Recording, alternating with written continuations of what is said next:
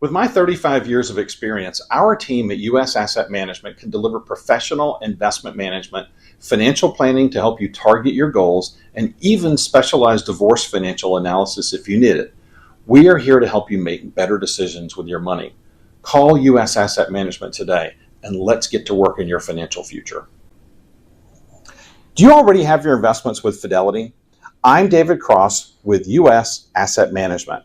Did you know that you can assign your investment management to my team and put my 35 years of experience to work for you? You simply assign us as your investment manager and you keep the same username and password. Professional management, and you get to work with someone who shares your values. Call U.S. Asset Management today and put us to work for you. BKP Politics, Voice of Rural America. Straight talk, real truth, no drama. Georgia's got a story, and we're telling it right. BKP Politics, bringing it to light.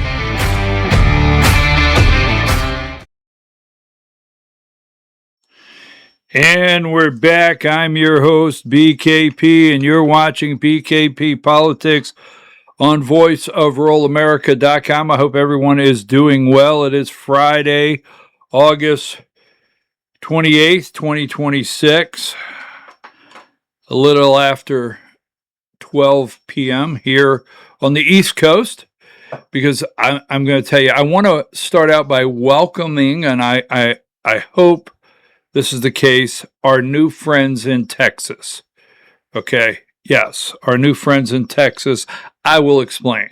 But that is one of the reasons why I have my Go Dogs on, because I don't want you to get upset if you're watching from Texas and it's the first time. There's no hook 'em here, okay? Let's not go hook 'em.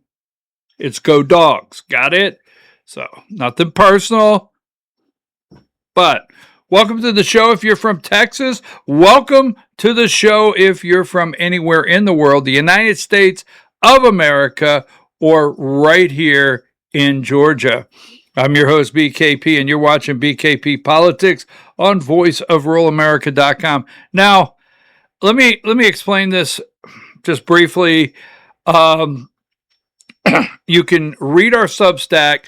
Thank you very much for those that are paid subscribers. A special shout out to you, because on our Substack, Vora, VORA, and BKP Politics, it's an open Substack, but we have an option that people can be paid subscribers, and I want to thank you so much. There's going to come a time, we'll let you know the date well in advance, where we're going to turn the Substack into a paid subscriber, but that's not today. Let's not even talk about that. But thank you very much. And today's podcast will probably be about 3 hours long. But if you start watching it, just, and you get a little exhausted, too much information, TMI, right here from BKP, just pause it a little bit, take a break, walk around the block, go outside, take the trash out, come back and start it again. Take a deep breath. It's going to be one of those kind of days. Well, so, and on Substack, there'll be a split. There'll be a part A and a part B in the articles. It's going to be way too long to push into one article. We don't want to lose any information. Also, you can find us on YouTube, Voice of Rural America. Follow us on X, Voice of Rural America. Facebook, Voice of Rural America. And Rumble, Voice of Rural America. Got it. So this is a difficult program. This is very, very difficult for me. I thought the other day, and I know many of you have sent me messages, and you're upset about me saying that President Donald J. Trump lacks a plan, and you're upset over that. And many of you have reminded me of the border. The border is closed. I get it. I'm with you. I'm not telling you. Let me look in the camera and tell you, and be direct. There's no day I'm telling you that Kamala Harris should have been elected president of the United States. There's no way I'm telling you that today, coming to you right now, that she should be the sitting president of the United States. I'm not doing that. Okay? I'm just saying right now, going into November, basically October starts voting. Election starts in October now in many states like Georgia. All I'm saying is, what's the plan? Because if people go to the pump, not you and I, you pay attention. But if people go to the pump and they're paying $4 for gas or $5.50 for diesel, there's going to be enough of those people so upset that Republicans will probably lose control of the House of Representatives and possibly the Senate. And President Donald Trump every day just does something that, I'm sorry, it doesn't make sense. So for those out there that are angry, I still have my Trump poster over here. I still have my Trump watch right here. That's clear. Also, on no given day do I want Kamala Harris, Keisha Lance Bottoms to be governor of Georgia. So there you go. Now, that being said, we're going to start into this show. It's very difficult. Before you ask me and say, or before you put on Substack or send me messages, but you are a Republican. Are you going after our candidates? Let's be perfectly clear. When I look at this camera, and I do, and years ago I had to look at the camera, and I will tell you just briefly, right? One day I was looking into the camera, and I wondered, is anybody out there? Does anybody really know what time it is? Just saying, okay? But is there someone over there? And I'm going through the grocery store one day, and all of a sudden, this person says, oh, I know you. I watch your videos. And I was face to face with someone connected. First time. This is years ago. And from that point on, as I go to different events and people talk about the videos, I acknowledge I'm talking to you, not the camera. I don't even talk to the camera. I talk to you. So that being said, all that noise I just made, all that being said, I'm committed to come here and give you information. I'm not paid, right? I'm not a paid actor. No one owes me any money. I don't owe them anything in return for money, right?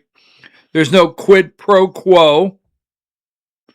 Rick Jackson's campaign is probably close to $200 million now, and not 50 cents, not a quarter, not a nickel, not a penny has been sent here. Bottom line. So that being said, I struggle with I never want to be in a position where someone says, why didn't someone tell me? Just saying. Now, so with all of that being said, you're like, what?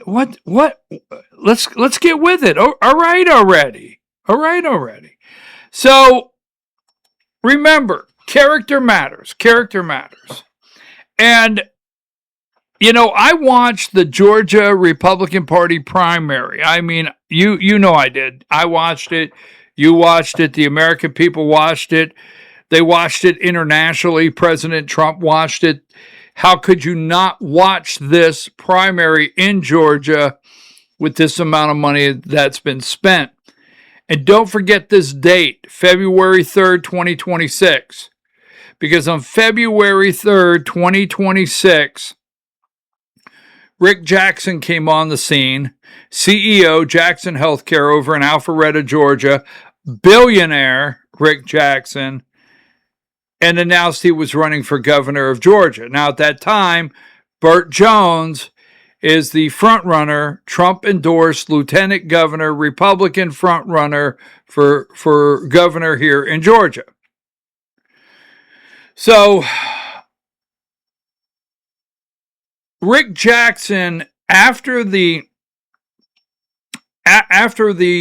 primary's over and his head-to-head challenge is against Keisha Lance Bottoms, all right, they changed it up. And they put out there as their logo, their campaign, is about character matters. And when I started seeing Rick Jackson behind this podium saying character matters, when did it matter? I had to start questioning myself. Now, you can call me any name you want. You can think anything you want, but I go outside. Children, do not try this at home, okay? But I get a cheap cigar, just saying, and I go outside. I make a couple phone calls. I run the thoughts I have by some people. They say, I don't see the big deal, or they say, I never thought of it that way, or now that you say it, or I was thinking about that, whatever it may be. So when this came up, character matters, it really bothered me because I watched the entire primary, and Rick Jackson did not run against Burt Jones. He ran for the win-win, in their book, in my opinion, to win the primary, but at the same time, see if they could destroy Burt Jones. I've been in politics my whole life, 5 years old, okay?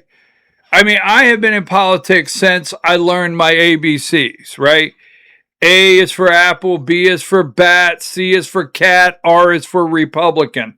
Just saying, trust me, all right? It wasn't for anything else, Republican. I've been in politics my whole life. I have seen some of the nastiest, ugliest campaigns. I've seen Donald Trump just say some of the ugliest stuff to women, just saying, to other opponents, you name it. But this right here was a campaign set to destroy an individual. Let me look you in the eye right here and tell you, this is not about Burt Jones. Got it?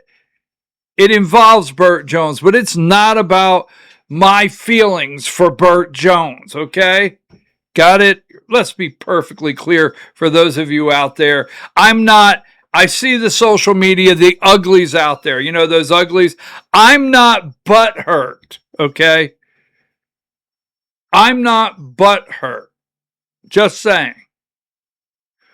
Now, that being said, you've heard a lot of noise this week about Burt Jones won't endorse Rick Jackson. If this was me, I would not endorse Rick Jackson. Burt Jones could do whatever he wants. The media could spin it and say, well, if he drops the lawsuit, the defamation suit, under no circumstances, if I'm Burt Jones, would I endorse Rick Jackson. Wouldn't do it. Now, moving right along, character matters. This is going to be a very long one. It'll be 2 parts, all right? Because we're going to get into some things I was not aware of. We're going to remind you of some things that took place. And how emotional have you gotten over the Rick Jackson, raised in foster care, abandoned by dad, mom was an alcoholic story. That one's a real tearjerker, right? We'll get into that. Now, I want to play this because I want you to listen to it very closely. Character matters. And let's get this up here. Hang tight, hang tight.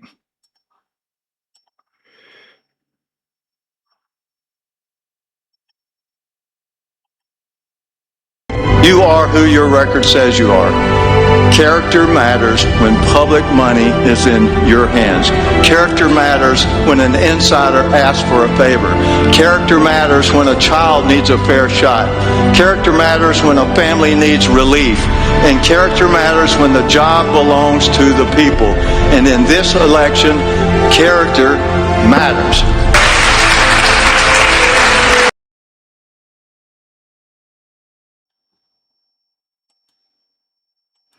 Character matters, right? I mean, this is Rick Jackson. This is what's getting me. This is why we're doing this today. Because character matters. And when exactly does that character take place? I mean, when is it important, right? So when you say to me, are you just trying to attack Rick Jackson? No, I promise I am not trying to just attack Rick Jackson. That's not what I'm doing. I'm not the one. Every single thing we do today, everything, I didn't do it. I didn't put it out there. Everything here is out in the open. I didn't do it. I did not write the story in the HAC. We'll get to that in a minute about Rick Jackson and Burt Jones and Burt won't. I didn't do that. So if you hear a story out there and you're wondering, like, why are you doing this?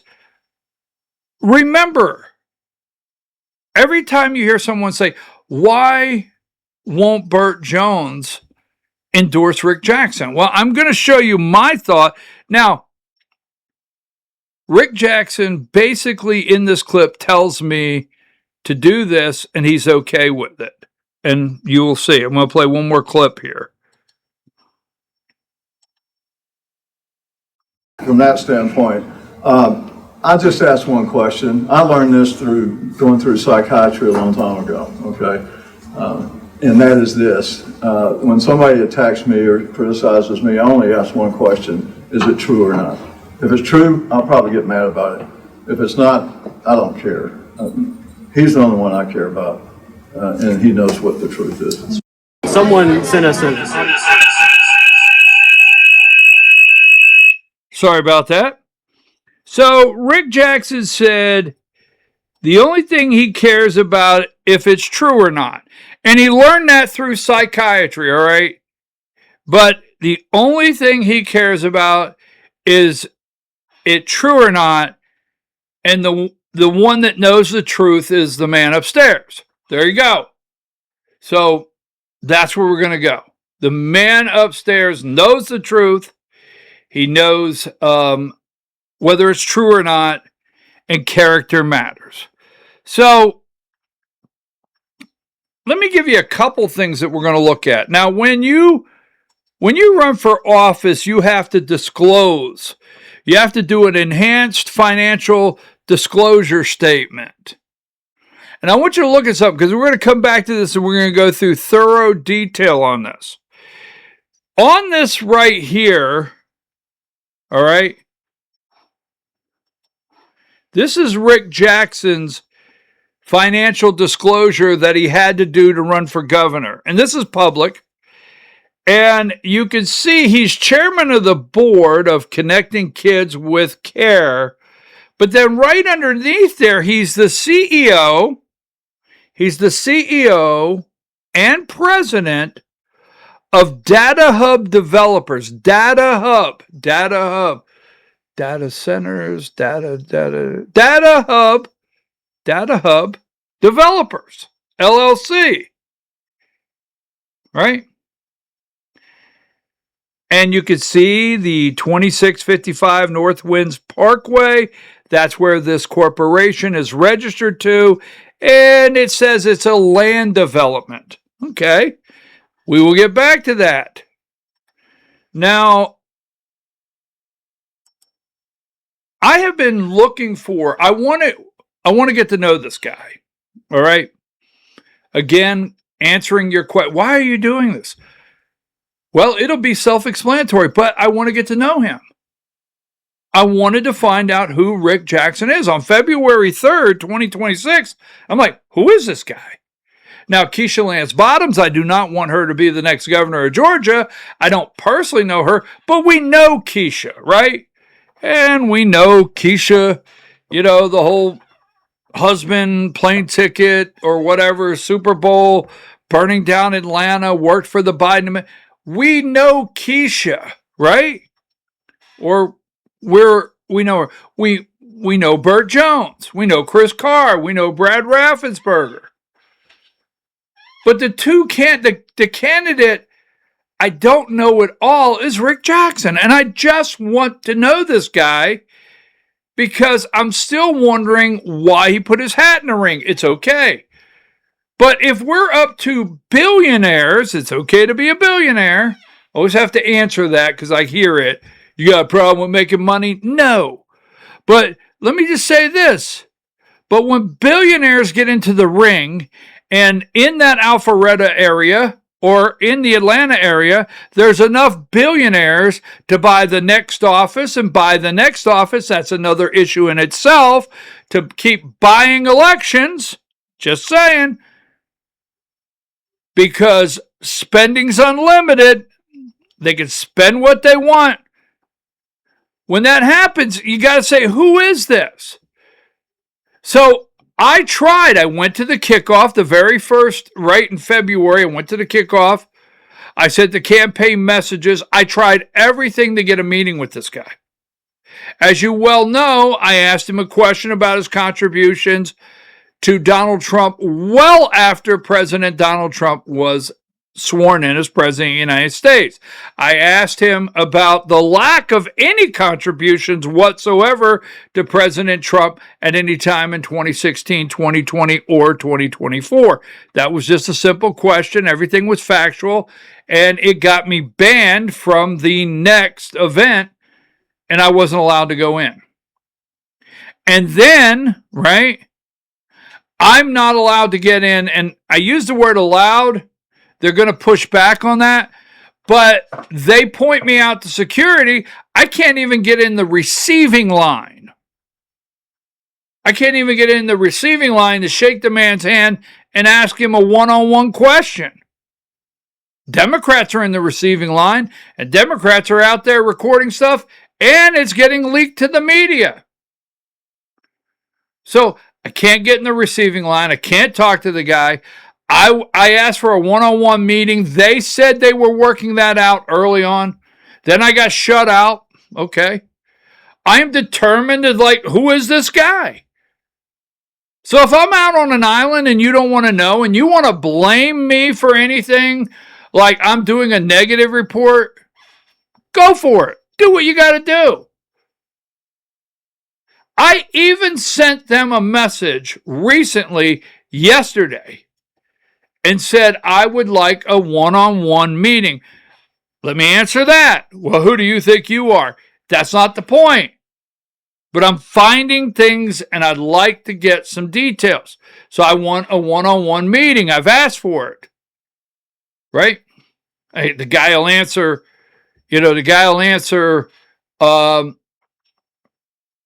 Greg Bluestein at the AJC. He'll go on the radio because it's a puff radio set up with the Dancing Shelley. I now call him the Dancing Shelley. He dances, a marionette. Rick's got, you see those strings? You know what the bottom of those strings are?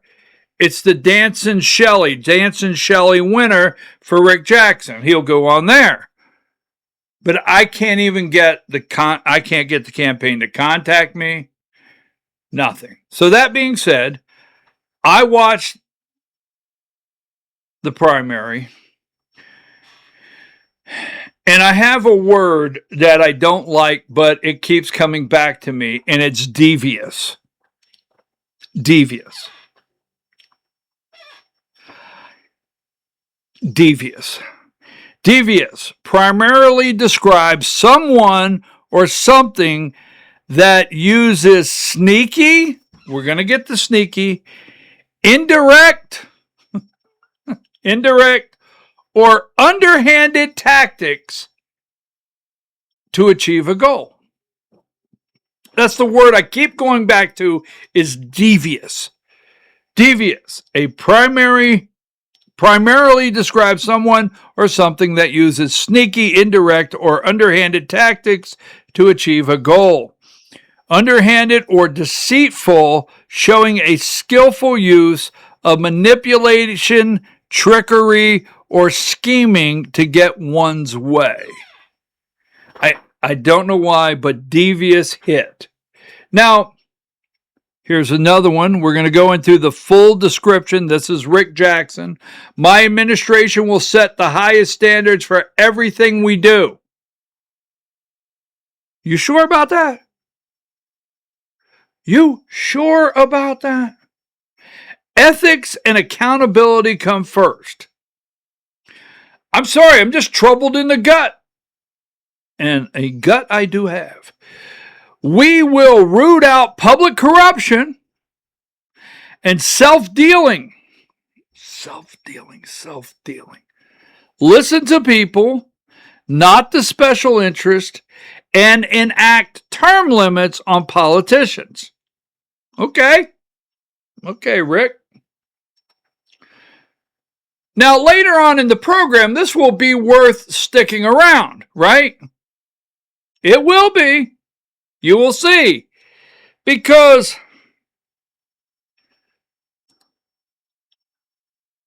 you see the Georgia Corporation Division? You see on 5/1/2025, Data Hub developers Texarkana. Texarkana. Do you know where Texarkana is? Well, that's Texarkana, just south of Arkansas, headed into Texas, just north of Dallas. We're going to find out who shot JR, baby. Data Hub developers, Texarkana. Now, when you look at this, stick around. You're going to say, what's the big deal? I'm going to get to the big deal. It was created on 5/1/2025, well before Rick Jackson decided to run for governor of Georgia. Now, J.D. Mitchell, okay, we'll get to him in just a minute, 2655 North Winds Parkway, Alpharetta, Georgia. Well, if you look that address up, Jackson Healthcare.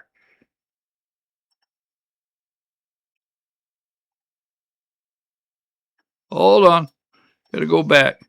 That's Jackson Healthcare. That's the address. And that is another data hub, Georgia registered corporation that is not on the financial disclosure for governor. Oh, you're going to want to stay tuned. Now, yesterday I got in trouble, but I just want to go and make a brief comment about President Trump.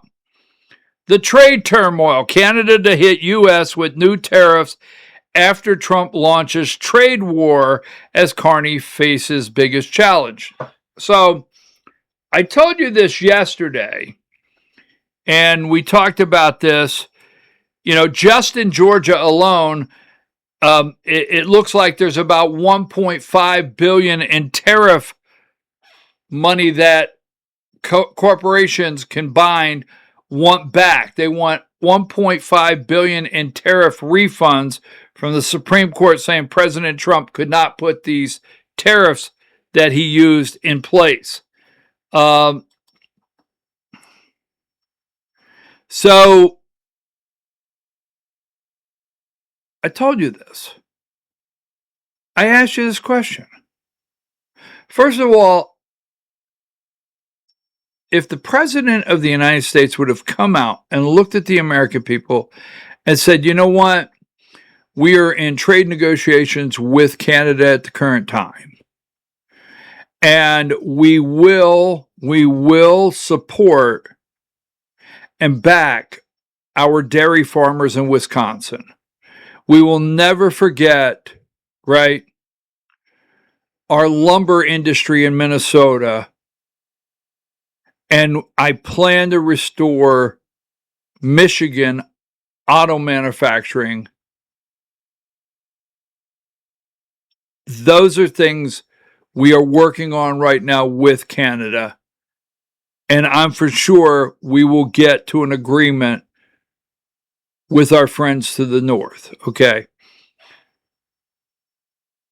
I'm fine with that. I'm fine with if they're going to make sure dairy farmers, lumber industry, auto manufacturers, our northern border, I'm fine with that.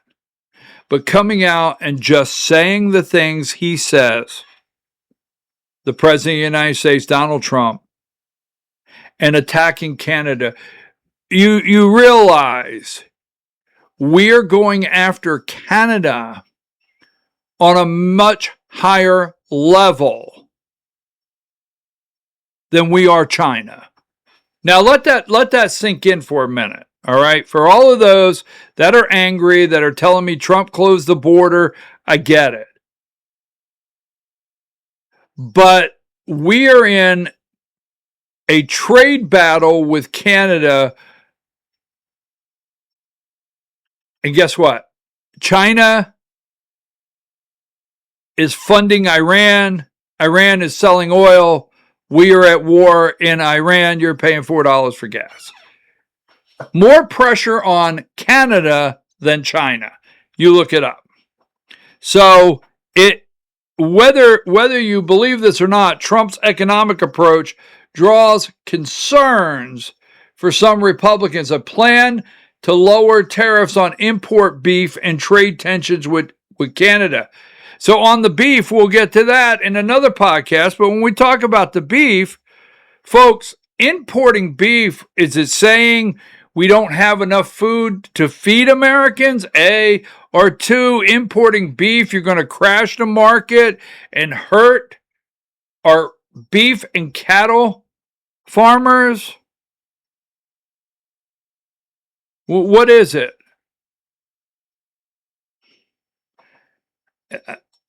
Right here, it's an election. Now, it's election time.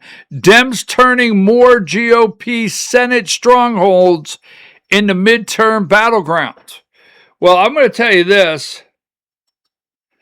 And then you have this. I showed this to you yesterday. President Trump net approval rating is underwater. There's only 3. They're showing in polling there's only 3 states right now. West Virginia, Idaho, and Wyoming that are plus Donald Trump states. Everywhere else he's underwater. And today, when we talk about Dems turning red states into battleground, Trump to host a fundraiser for Ken Paxton in Texas. So Trump's out in Texas to host a fundraiser for Ken Paxton because Tellerico is neck and neck out there in Texas.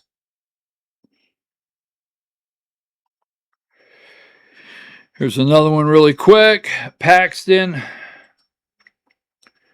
And folks, Trump signs order renaming Lake Ontario as Lake America in the United States.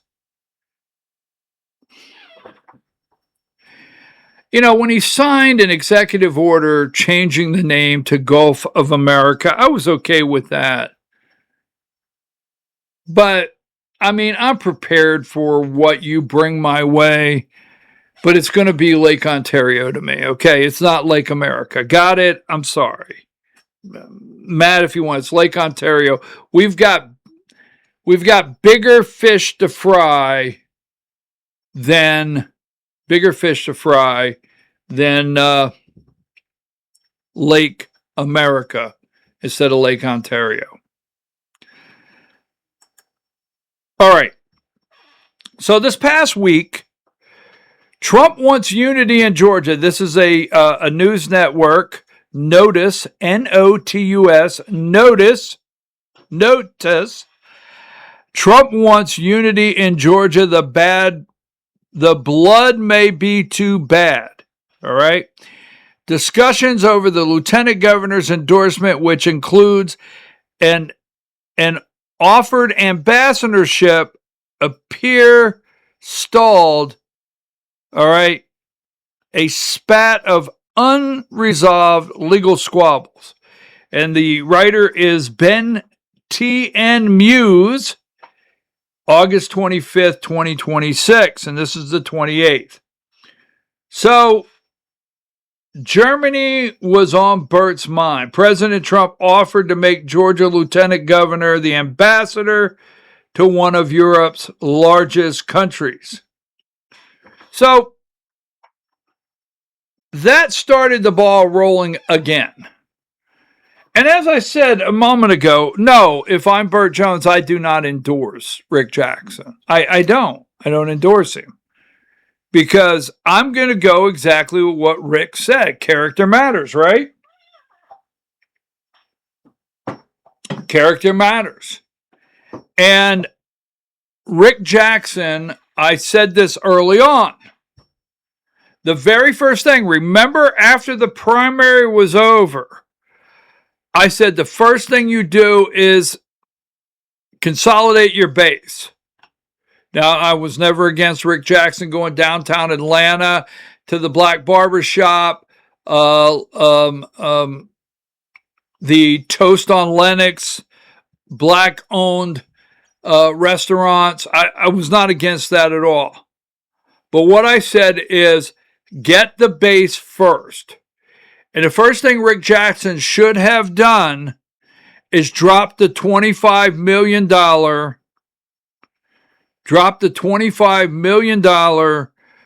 defamation suit against Burt Jones. First thing he should have done. Now, they did meet. They had a meeting. All right? And according to an article from the AJC where they quote Burt Jones, Notice got several things wrong in the article. There was a meeting. They do confirm that. Why would Burt Jones trust Rick Jackson? Why would he? And get off the butt hurt. No. Why would he trust him? And I'm going to tell you right now, that is what I understand. I understand not to quote the meeting because there's a lot of press accounts now on what they claim they know happened in the meeting between Burt Jones and Rick Jackson. But my understanding is, Rick Jackson is seeking Burt's endorsement, and Burt wants the lawsuit dropped. And they say, you endorse first, and then we'll consider the lawsuit. Hell no. You can't trust these people. I'll show you why. There's no way that Burt Jones should come out and endorse this guy and trust him to turn around and drop the lawsuit. Fool me once, fool me twice, right? So in the AJC, here you go. It was small talk. Burt Jones pours cold water on Rick Jackson's reconciliation. The wounds from the scorched earth Republican primary between billionaire healthcare executive Rick Jackson and Lieutenant Governor Burt Jones have not healed. Jones rejected a Washington news outlet's report that President Donald Trump offered to make him U.S. ambassador to Georgia in an exchange for endorsing Jackson in the general election. So,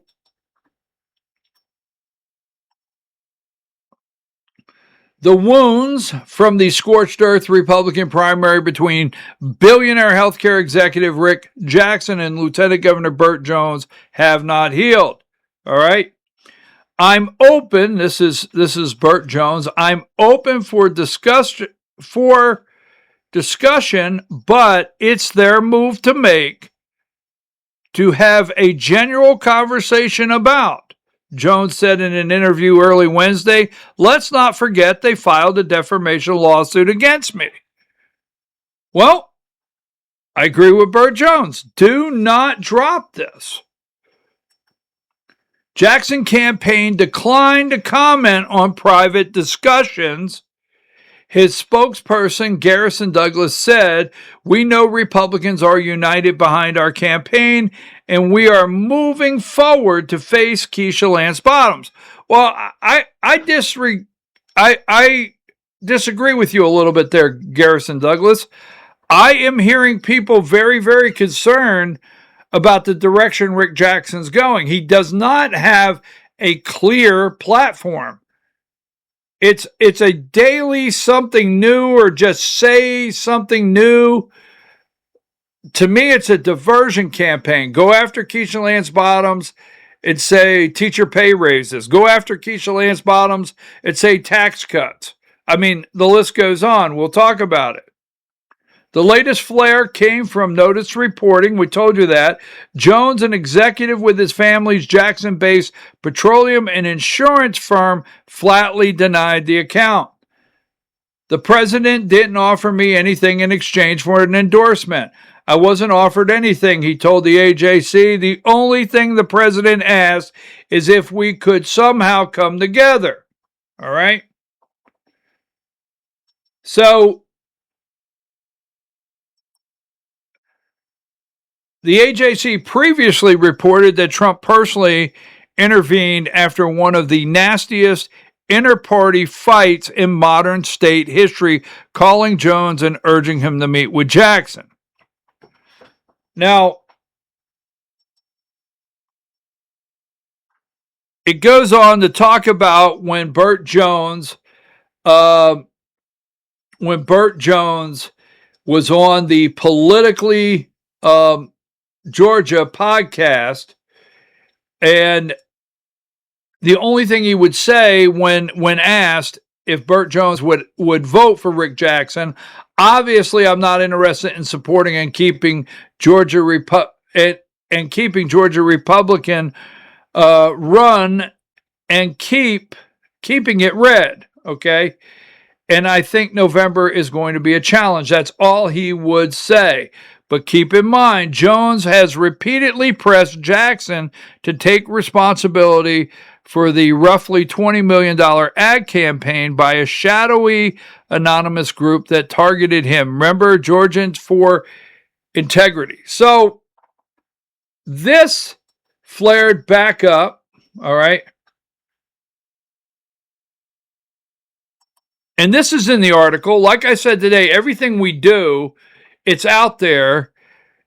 And this is in the article. Burt Jones said, once they became rivals, Jackson's campaign repurposed the footage in an attack ad accusing Jones of hypocrisy for criticizing someone he had so recently praised. Remember that video?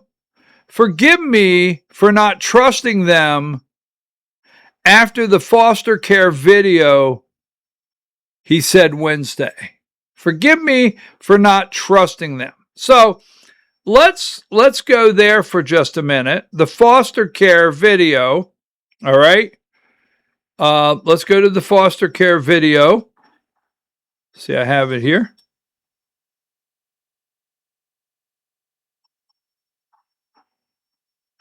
And one more, the foster care video. Let me find that. Make sure I have it.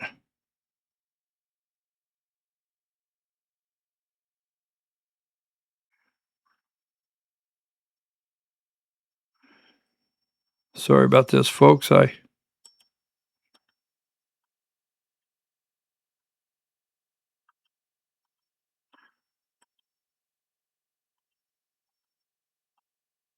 might have to get that one back. I thought I had the foster care video.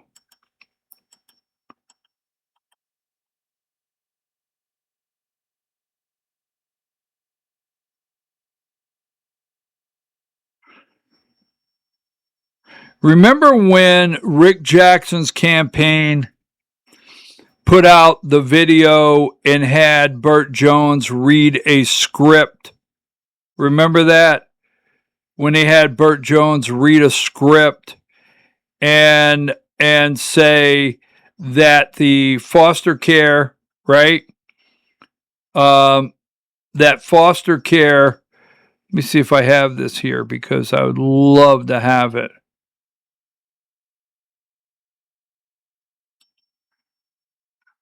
Just a minute. Hang tight. I got it here. Won't take but a second. Let's add this.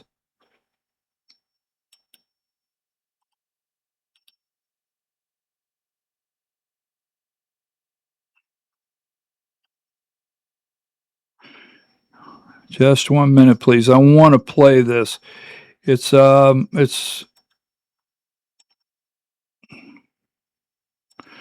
okay. Let me find. I have it here now.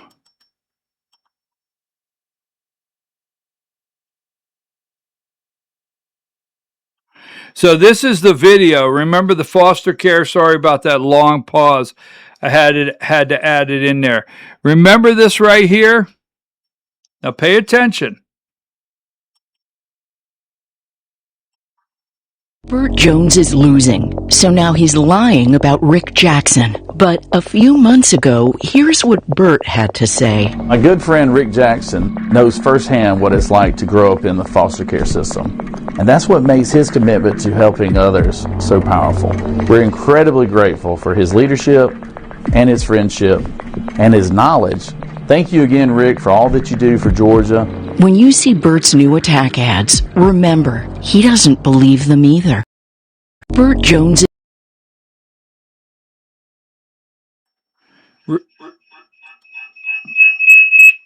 Remember that ad? Remember that? Right? Now, did you see there that was December of 2025? Why would you trust Rick Jackson? That's underhanded. What? I know you're going to say, well, why are you bringing this up now? Because I'm going to show you everything I'm bringing up today. All right? I'm trying to get to know this guy, and I'm going to get to my points. Why would you trust this guy? Remember, in December of 2025, Burt Jones doesn't know this guy's running for governor. He doesn't know that. Burt Jones gets a phone call and says, hey, could you do me a favor? Or his staff gets a call and say, hey, Rick Jackson is trying to raise money for foster care. If they send over a script, will you do a short video for Rick Jackson to help him raise money for foster care? Burt Jones said, sure, I'll be glad to help raise money for foster care. Send it over. Here is WJCL News. Tensions between Georgia's contentious GOP primary. Tensions from Georgia's contentious GOP primary linger as Burt Jones withholds support for billionaire nominee Rick Jackson. Right? So why would you trust this? So he does the video to help raise money for what? Foster care. Right? Then, in the foster care, then what happens? Rick Jackson turns around and uses that video in an attack ad against Burt Jones in the campaign. So Burt Jones says in the article with the AJC, after what they did with the foster care video, you think I'm going to trust them? Now, let me remind you of something else. Remember, our state is at a critical moment. Remember Georgians for Integrity? Now, the reason I want to go with this, all right?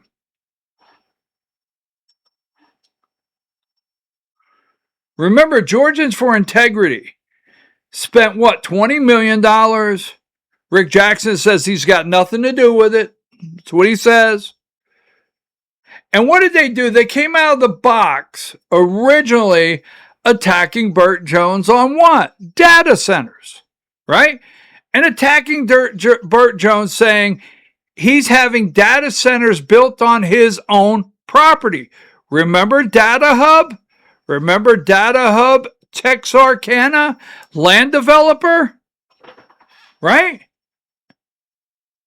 Rick Jackson, we'll go into great detail.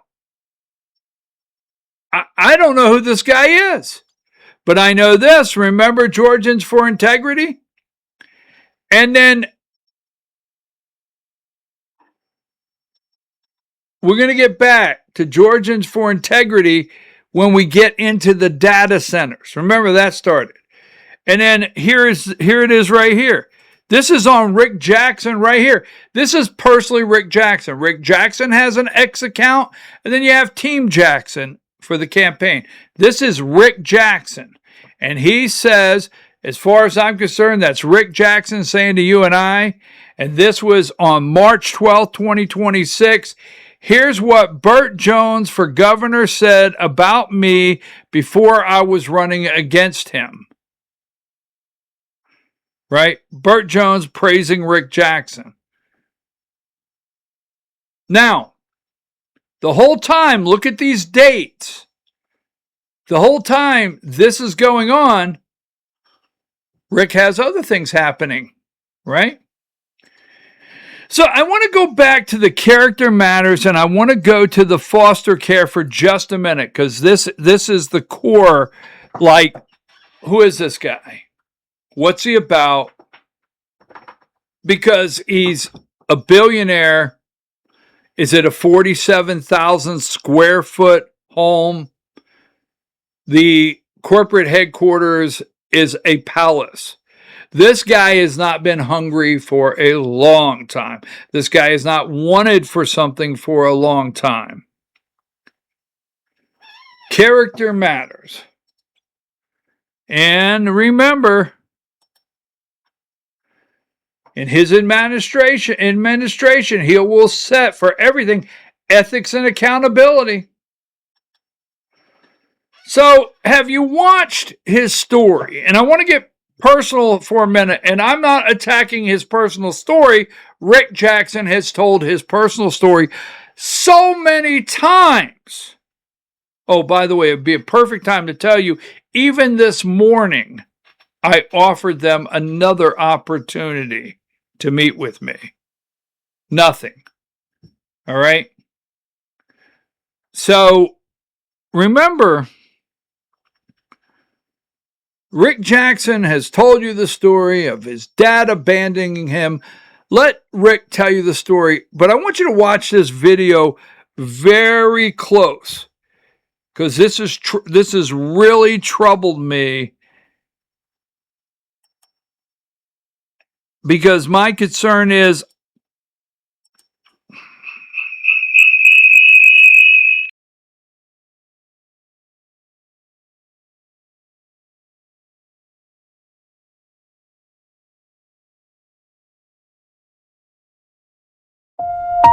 My dad abandoned us when I was 9 months old. Mom was a sixth grade educated alcoholic. I had 7 stepfathers by the time I was 12. I ran away from the projects for the first of 5 foster homes. I learned you can curse the darkness or find the light. Shoe shining, ticket scalping. I couldn't afford to go to college, but I learned how to work and built a business that employs thousands of Georgians and saves thousands of lives every year. I'm running for governor because politicians have failed to make our state more affordable, bring down healthcare costs, pass term limits, or make our public schools the envy of the nation. I'm an outsider, but I have worked with and tangled with politicians in both parties. I'm Rick Jackson. I've got this.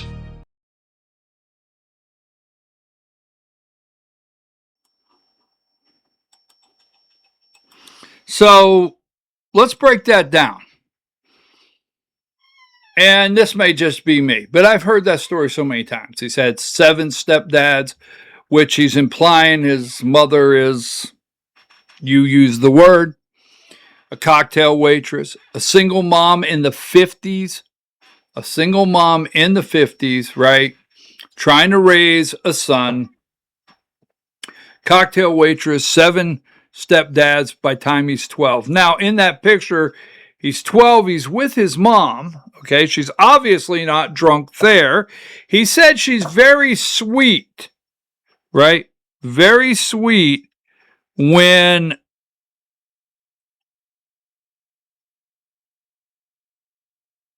very sweet, sorry about that.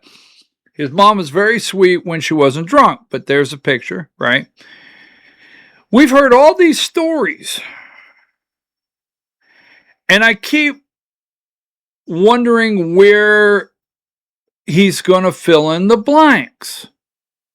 I've searched everything. If I could have met with him and sit down, I would have asked him some of these questions. And here is a picture of him and his dad. Now, his dad abandoned him. He said, I never met my father. Well, you might say, well, he's 9 months old here. He doesn't remember meeting his father. But I understand through sources he does know who his father is. Okay? So we'll go with that. I understand through sources he knows who his dad is. Did he go back later in life and try to reconnect with his dad? Could he not have some kind of relationship? Did the dad change? Is the dad an alcoholic? Did he get another family? Does he have sex? I don't know. And I'm not saying this is the most important thing in the world, but Rick Jackson has used this to play on your heartstrings, to bring tears. And I've had people, even Patricia Murphy at the AJC wrote a story about how emotional Rick Jackson gets. And I know how emotional he gets. And yes, he can turn on the waterworks. He can do it. He can turn on the waterworks. I don't know if he gets emotional over not having a mom and dad growing up, because that's horrible, or just himself. Because you need to deny self. Deny self. I never met my father. My mother battled alcohol. I had 7 stepfathers before I was 12, lived in 5 foster homes, and went to 13 schools. By the odds, I was never supposed to be here. Hard times do not define you, but they do test you. They build your character, fortify your values, and reveal who you really are at the core. Reveal who you really are at the core. The reason I bring this up, he's used this, right, over and over to pull on your heartstrings. And the one thing that troubles me here is because I used to work the nursery at our church years ago, in the 80s, late 80s, 88, I don't know. I used to work the nursery. And we had one beautiful family. They were just good friends of mine back then. Just absolutely beautiful couple. And they were foster parents. And they would always bring these foster children, right? They would always bring these foster children to church and bring them and put them in the nursery. I used to watch foster babies all the time in the nursery. You guys can attack me all day long. I've seen all this stuff, and I have a passion for it, and I don't like to see these children go through what they go through, so I'm very glad and happy that someone is trying to do something in foster care for these children. But Rick Jackson is using this emotionally. And I'm trying to figure out, now, let's go here. So, we don't have a story on any reconnection with his dad. And this one bothers me right here because, right, this is his mother. And I think he's 12 years old. This is his mother. And, you know, he said several things about her. And according to him. She's an alcoholic here. And I keep wondering, when he left at 12 years old, what happened to her? I mean, there's once I would like to hear, and maybe he's done it on the campaign trail, maybe you have the audio, where Rick Jackson would say, well, my mom was a cocktail waitress trying to raise a child by herself in the 50s, a single mom. She was struggling. She was an alcoholic. She turned to alcohol. I had 5 stepfathers. My mom was basically the word I don't want to use. I'd just like to hear him say, but you know what? She was my mom. I don't know why that gets me, but she was my mom. And I guess I'd just like to hear him say, she was my mom, and without my mom, I couldn't be here before you today, regardless of what. There's something about that. Now, keep in mind, here's the other one. I'll just go over this quickly. Did you notice in the video, he likes to say the projects, all right? But Techwood Homes was built in 1936, all right? Techwood Homes was built in 1936, and it was exclusively white-only public housing. It wasn't until 1968 that Techwood Homes was desegregated. But in his emotional story to you, did you see the black kids playing there? As though that's where he grew up? Did you see the 2 black children fighting? Look like 2 black boys about to wrestle or fight or something? That didn't happen when Rick Jackson lived there. Rick Jackson lived in Techwood Homes, my understanding, would be well before 1968, before it was desegregated. Although the neighborhood it replaced, remember, Techwood Homes replaced a 14-block area as the flats, a racially mixed and housed hundreds of black families. The new federal-funded development was strictly segregated. The black residents displaced by the demolition and construction were not permitted to move into the new apartments. They moved the black population away from Techwood Homes, put them somewhere else. Techwood Homes remained legally segregated for over 3 decades and did not officially integrate until 1968. So in the video, you might say, well, really, BKP, but it's all a production. Everything is produced to emotionally. He was raised in the projects. There were no black kids there. Now, I'm only going to stay on the personal just a little longer because I'm trying to figure out who this guy is. Who wants to be governor of Georgia? This billionaire. So here is the Foster family, and this is an article from Guidepost by Rick Jackson. He wrote this himself. So I'm not getting it from anyone else. Rick Jackson, and this is Rick Jackson on the end, and this is his Foster family, Mr. and Mrs. Price, the Foster family. They had 4 kids of their own, 2 foster kids, and by Rick Jackson, Paying God's Love Forward in Guidepost, okay? Because I've searched and searched and searched, because I keep wanting to know what happened to his mom. And in this article, right here in this article, he writes, Rick Jackson writes, I reconnected with my mother. She had quit drinking, but she still wasn't able to care for me.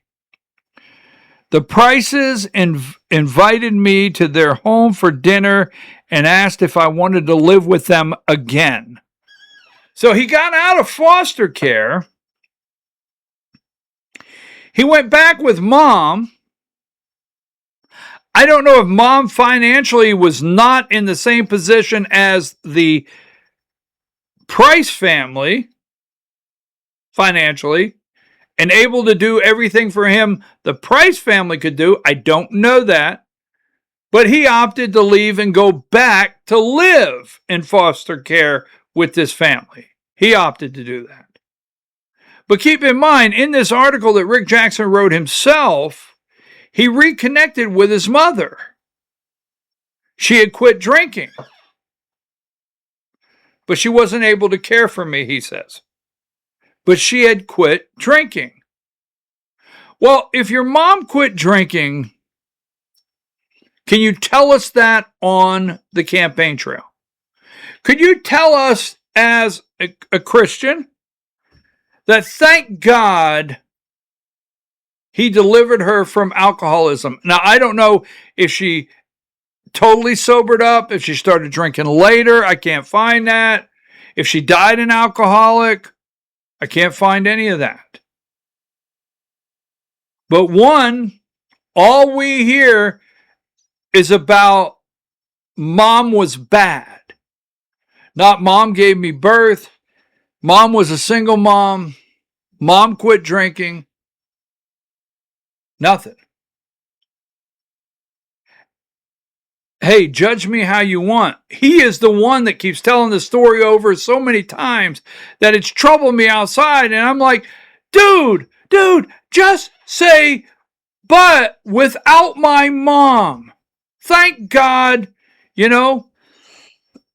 So, according to his own words, she quit drinking. And I've asked this, I was on the phone with someone the other day and I said, did he later in life get money and go to mom and say, Mom, you quit drinking. I've got money now. I want to buy you a home. You've struggled. You were a single mom. I know you were an alcoholic. I know you ran around with men. You had it tough back then. You were young. I was a baby. But you know what? I got money now, Mom. I want to buy you a house. When did she die? Where is she buried? I don't know. Maybe it's irrelevant to tell that part of the story, but to use the first part in a manipulating way to get you and I to have emotions inside and then talk about all the amazing things you've done for foster care. So, Rick has done a lot for foster care, and Rick Jackson has. He's put a lot of money into foster care. But every single thing Rick Jackson's ever done in front of the camera, not me, I can't meet with the guy. It's been about himself, period. So, does he want, and the campaign can send me all kinds of stuff. And if there's a correction that needs made, I will correct it. But I search the internet everywhere because I've watched every Rick Jackson speech. I've read every article. I found this article here, right? Because you can't find anything about his mom, anything about his dad, anything about the foster families, really, and his early life. It just ends at his story. So I went in and I asked AI, and as you well know, okay, AI can be wrong. But I said, is there any records where Rick Jackson has participated in any funding like drug court or rehabilitation, or, his dad left him and he doesn't at 9 months old? Okay. His dad left him at 9 months old. And, he doesn't want to see that happen to anybody else and get abandoned. Folks, I'm not going to give you the name, but I was on the board. I was on the board and helped, okay?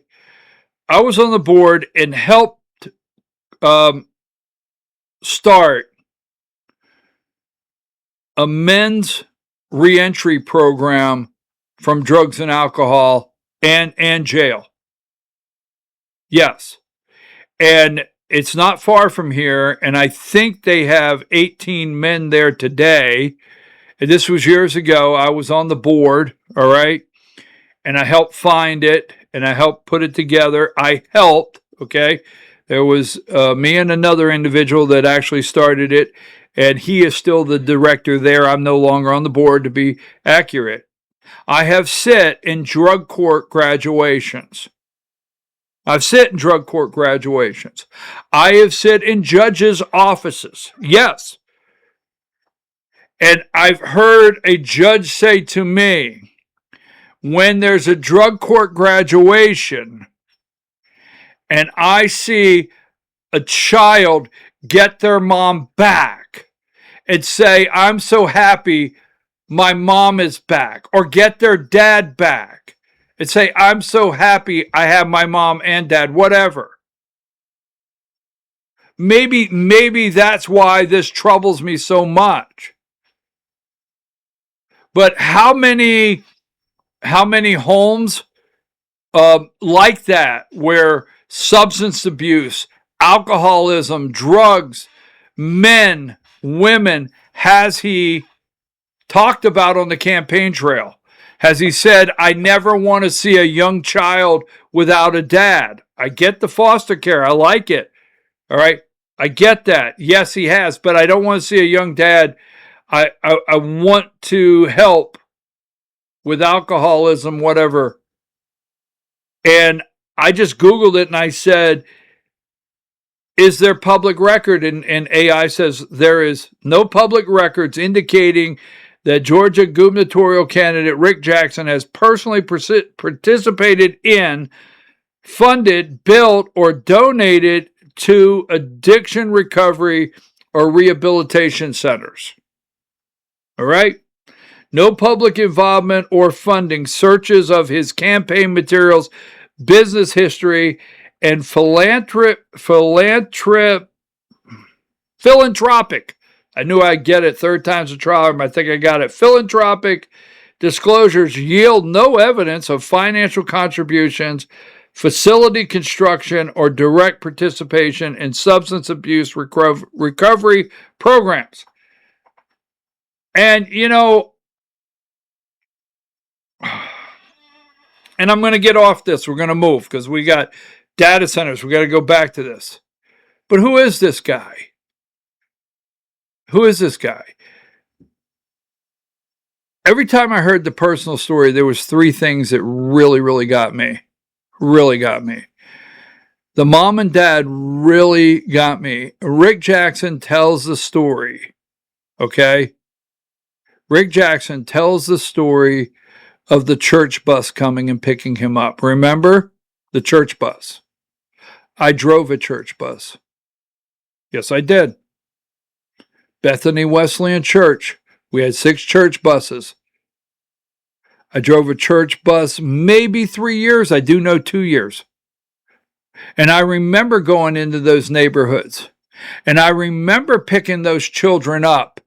And I could still hear people that were drunk inside the house fighting when these little kids came out and had 2 different shoes on and got on the church bus I was driving. That's exactly right. I did that. And then as a trustee in the church, I remember the budget meeting for the year when someone said, you know, the bus ministry brings in no money. Sitting in a room one night, we're going over the budget for the church. We're going over the buses and the gas and the insurance and the difficulty of finding drivers that were licensed to do that. And someone said, you do know that ministry brings in no money whatsoever. Those kids don't have any money on those buses. So I drove the church bus. I worked the nursery where the foster kids, I was very close with a family that did foster care and several of them that did foster care. That really got me. It really did. And I've worked in rehabilitation centers. All right. I worked in rehabilitation centers worked with charitable rehabilitation centers for men. And my dad used to be on the board of Teen Challenge. Yes. I don't know if you know what Teen Challenge is. And we used to go to Teen Challenge on a lot of weekends to their graduations. And my dad was on the board for years. So these kind of things, like when I'm sitting there and I hear about his mom, I'm going to get off the subject. But these are the things that are troubling me. He is the one that brought it out. He is the one that said he was raising the projects. He is the one that talked about a mom, but doesn't tell us what happened after. So I'll get past that. I got to get over it. That bothers me. This guy, you know, I get the creeps around the guy. I do. Sorry. But nobody else does. And you know why no one else gets the creeps around the guy? Because the money keeps falling out of his pocket and they keep walking behind him like a little puppy dog picking up the dollar trail. And until that dollar trail drops off, they will go on social media and talk about how great this person is.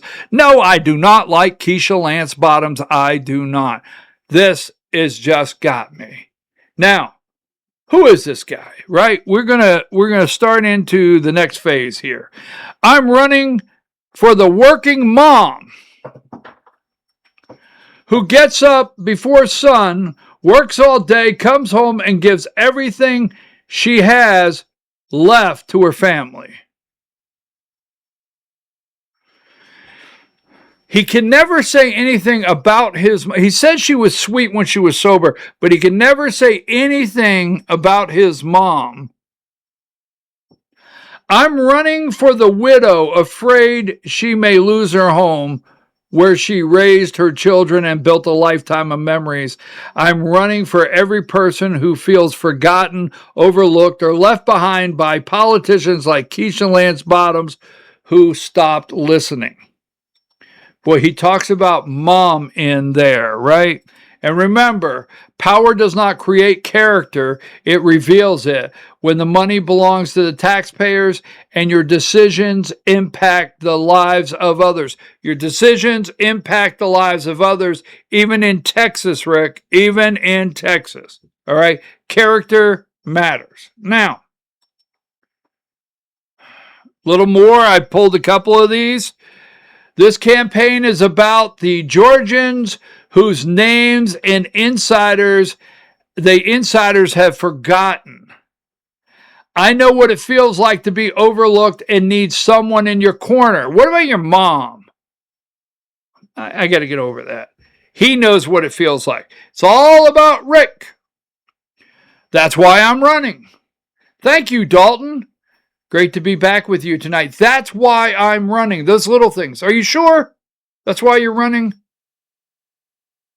I mean, are you going to be busy in Texas?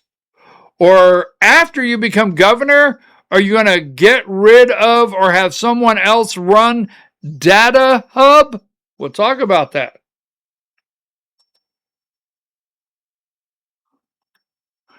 When I am governor, Georgia will have the strongest ethics laws in the country. And the reason I keep bringing these up, pay attention.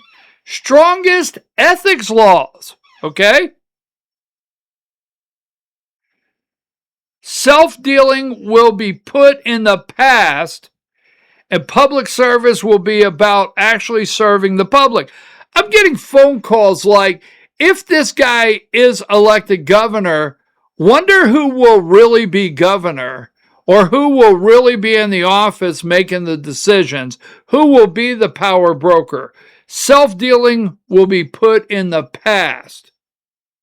Well, we will get into tomorrow some possible self-dealing. Here's another one. This campaign is about Georgians whose names the insiders have forgotten.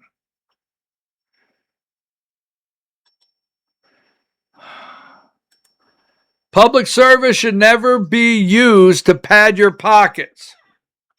I'm going to pose on that one for just a second. Wait till we get to the next part.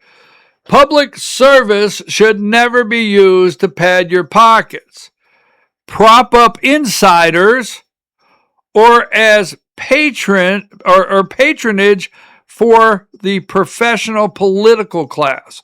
Professional political class, Rick, that's around you every day. Taxpayer money should be protected like it belongs to someone else, because it does. It belongs to you. Now listen to all these things that someone else is writing for Rick Jackson. Rick Jackson sharpens anti-establishment pitch with term limits push. Just anti-establishment, term limits. So remember where we started today. I have told you how long have I told you that data centers are a voting block? Data centers are a voting block. Now, what I'm about to get into with data centers, this is not a pro or con. I want to be clear. This is not, I support data centers, I don't support data centers. That is not what this is about. It's about the people that have concerns, that have decided to come out in large numbers, fill rooms up, and say, no, those people are real, they exist, and they're now a voting block. So everything from this point on, don't send me a message say, well, these data centers will be great, or I don't like these data centers. Let's look at the bottom line, the voting block. That's what this is. And I told you this. I said, data centers are a voting block now. They're Republican, Democrat, Independents. It's a large voting block. I think it will turn the election in a lot of states. In fact, I don't think I have it on the screen, but there's several elections that have taken place with city councils across the country, mayor, commissioners that brought data centers in, and they were kicked out of office. You can find that. Just do a Google search or search on whatever engine you want. The data center backlash burst into midterms, with opposition to the center mounting. Many Democrats and a growing number of Republicans are campaigning against them. Okay? Campaigning against them.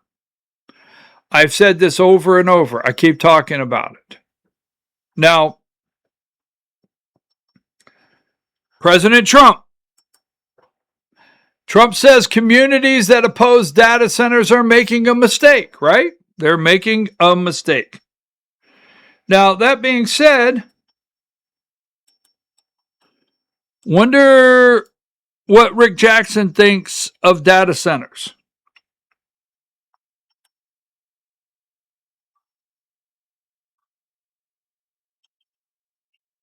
I'm very pro data center. Burt Jones is losing. So Sorry about that. I'm pro data center, right? That's what Rick Jackson said. I'm pro data center. Okay. He's pro data center. We established that. President Trump, pro data center. Now, we're going to back up just a little bit, but we're going to stay focused on data centers, and we're going to get into why Burt Jones should not, if it was me, endorse this guy at all. Because remember, this guy came out of the box. He's pro data center. But he came out of the box. He was very early attacking Burt Jones on data center. While he's been up to something.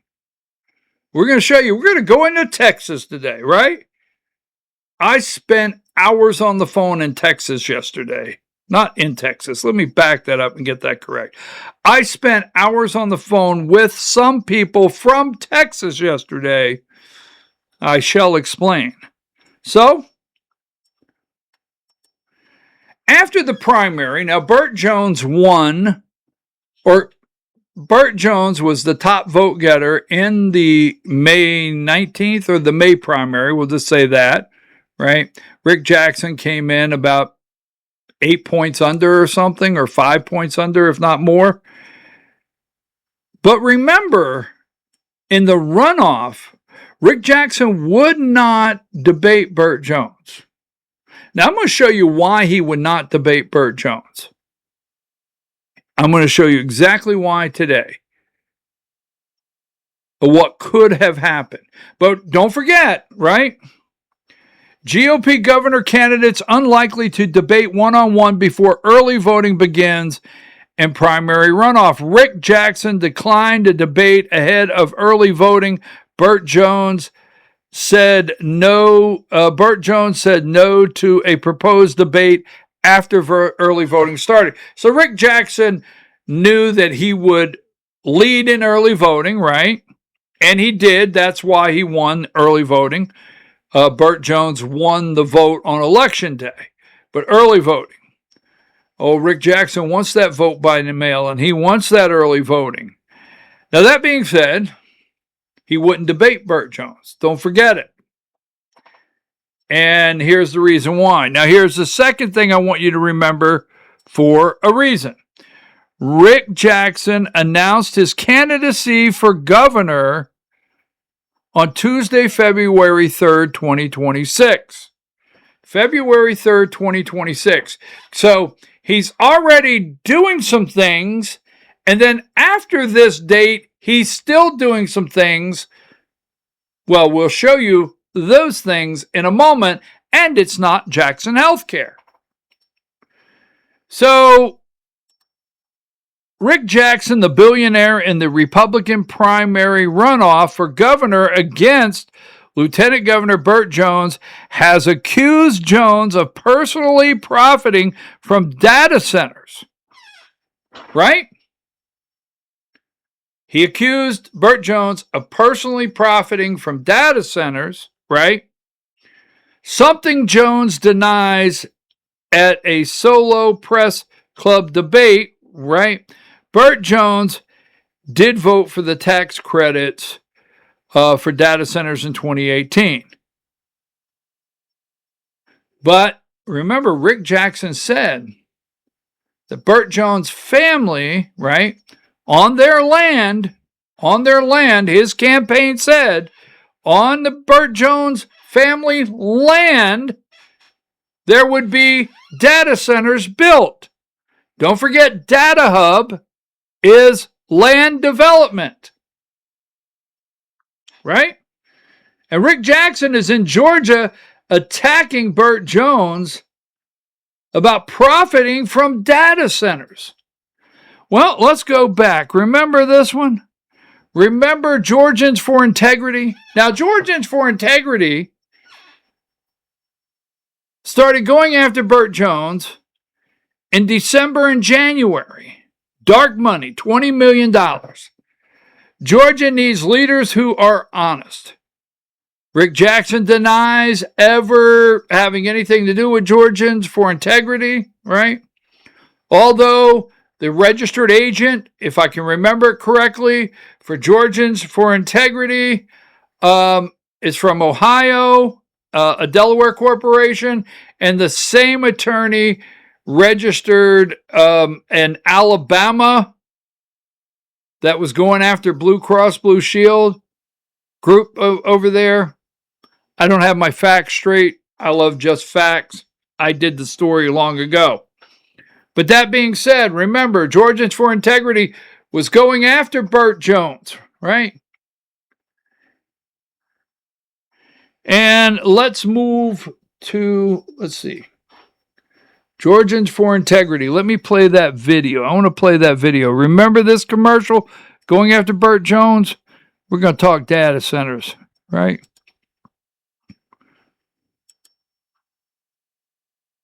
Hold on. Now, this is Georgians for Integrity.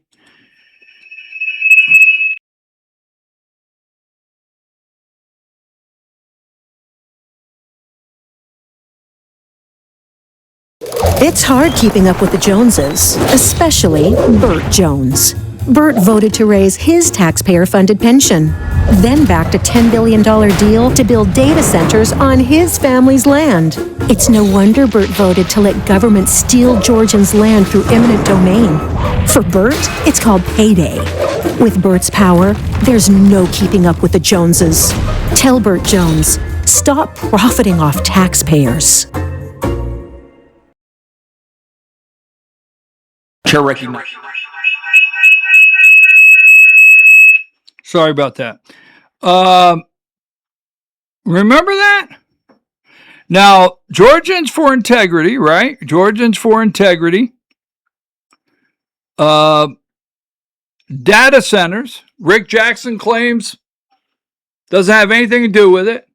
But remember, through the campaign, there were several times that data centers, the Burt Jones family property, right? Burt Jones family property came up that they were going to build data centers. And remember that old eminent domain? They wanted to lead you to believe that Burt Jones was supporting and kicking people out of their house so power lines could be built, eminent domain and data center.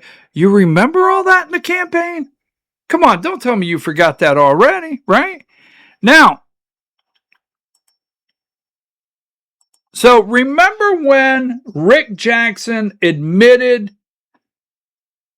and was when I say caught, he did not disclose, he did disclose something, but he did not disclose this until he was asked. Rick Jackson says he invested in a data center, makes case for their economic impact, right? So on the campaign trail, they're attacking Burt Jones, and he has asked this. He does not come forward and disclose an investment in data centers. But he does disclose it. Let me get this one up here. I'm going to play this video for you right now. Give me just a brief second. Someone sent us an audio of a rally you did in South Georgia, and you said, do you invest in a data center in Texas? Yes, I do have an investment, and that's the reason I'm knowledgeable about it. When I found out, for instance, that I heard that first that the power was going up because of this new infrastructure and so forth like that. Well, the first thing, I had to provide a letter of credit that to the power company, so it didn't cost me. So I was wondering if it was different in Georgia. I found out in Georgia it's the same way. Georgia Power does not pass that cost on to anybody. They've frozen their power rates and so forth like that. So yes, I have an investment there. So I'm just familiar with the economics. That's the reason I'm bullish for Georgia, because I can take that capability of understanding business transactions and convert it into reducing, helping affordability, increasing revenue and expenses, so you can cut down on taxes. So I think it's something we should definitely take a look at. Everybody that's concerned about it, they have a problem with it. I understand that, but I just think it's a potentially great opportunity, especially for rural areas.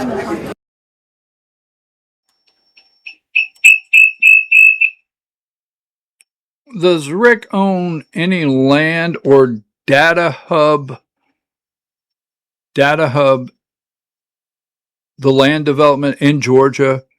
Like, if Rick becomes governor of Georgia, is he going to develop data centers in Georgia? Now, he has said he'll unwind his contracts through Jackson Healthcare with the state of Georgia, but what about data centers in Georgia if he becomes governor? I'll tell you why. So Rick Jackson says he's got an investment in data centers, okay? And then, but remember, go back, this is Team Jackson, don't forget, this is Team Jackson. For Burt Jones, it's all about the family business, not you. Right? This is a Jackson campaign commercial. This is a Jackson campaign commercial. And in Jackson's campaign commercial, right? It's a little frustrating, but let's go ahead and play it. All right, let me find it here. This is the Jackson campaign commercial. All right. We'll get to it in just a second here. I know I have it. Maybe I don't. Let me see if I have it. It's the Jackson campaign commercial.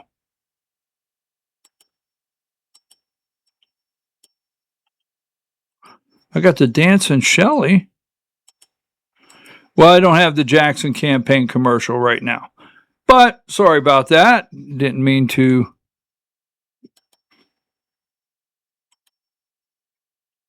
But remember, this is a Jackson. This is during the primary. This is on March 24th. Now, the reason these dates are important, remember March 24th, 2026. He is attacking Burt Jones for having data center on his property. For Burt Jones, it's all about the family business, not you. $10 billion project backed by Burt Jones pairs a hospital with a wave of data centers. Now, wait a minute. He's for data centers. He's attacking Burt Jones about data centers, right? Just saying.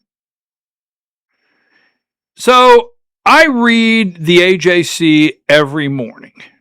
And I know you don't like that, but I do. And I read this article. It said Rick Jackson raises $13 million in outside money for Georgia governor bid. So when Rick Jackson became the actual nominee, let me give it to you here. When he became the actual nominee for the Georgia Republican Party, the Republican nominee, he was then legally able to start his own leadership PAC, right? Just like Governor Kemp, Keisha Lance Bottoms could start a leadership PAC. Just like the Burt Jones, you can have a leadership PAC. So immediately, Rick Jackson started his own leadership PAC. And what they do is they can have, now you can write unlimited checks to the leadership PAC. And the leadership PAC can coordinate with the campaign. Oh yes. The leadership PAC can coordinate with the campaign. So he starts a leadership PAC, and whether you know it or not, I don't know how many, but they have these private, very, very wealthy people fundraising events behind closed doors where lobbyists show up. I'll show you that on another day. So for all the forgotten people, Rick Jackson has not forgotten the lobbyists that are surrounding him, and they are there. Don't believe that this is the outsider. But Rick Jackson raises $13 million in outside money for Georgia governor bid. So, okay. So I look at that and I say, all right, let me read that. And I get to this part right here. Now, a little side note. I don't know these people I'm about to talk about. I do not know them. They may be good people. Everything's legal. Just saying. So this is not an attack. I want to be very clear that this general contractor I'm not attacking.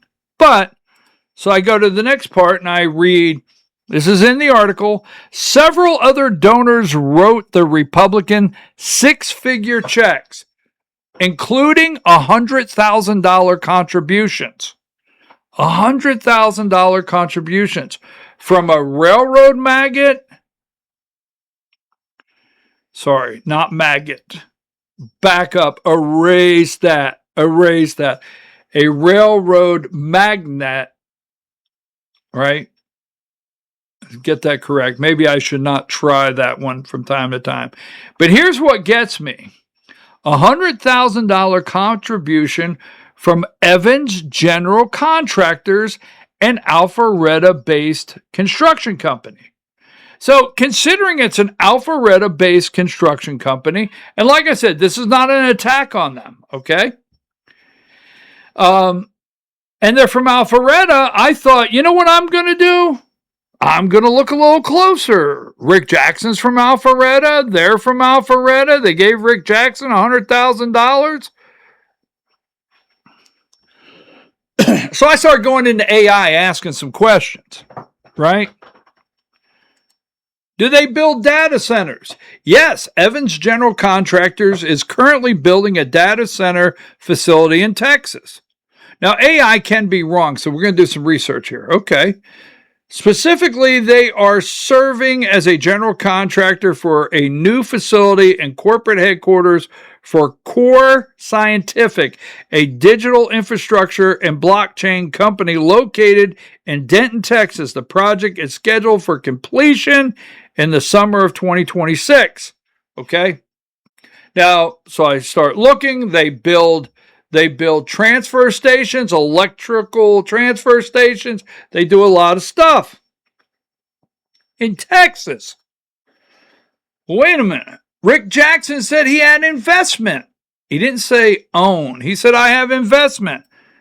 Saying Evans General Contractors at their home office is in Alpharetta, Georgia. Yes, you're absolutely right. While they handle major projects like the data center in Texas and have regional offices across the country, Evans General Contractors' corporate headquarters is in Alpharetta, Georgia. Want to make sure I get the right people. Okay. They wrote a $100,000 check. Let me keep digging here a little bit. Evans General Contractors in Alpharetta. Headquarters, yes, Alpharetta, Georgia. Operations from this headquarters. The firm operates a national and international design build, general contracting, construction management firm.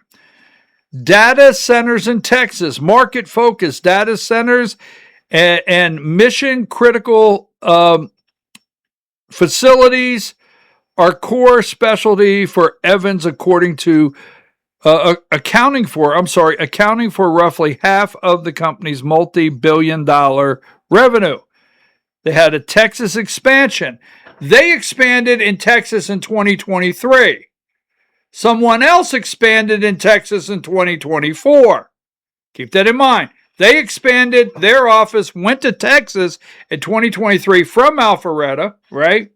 Someone else went to Texas in 2024 from Alpharetta. So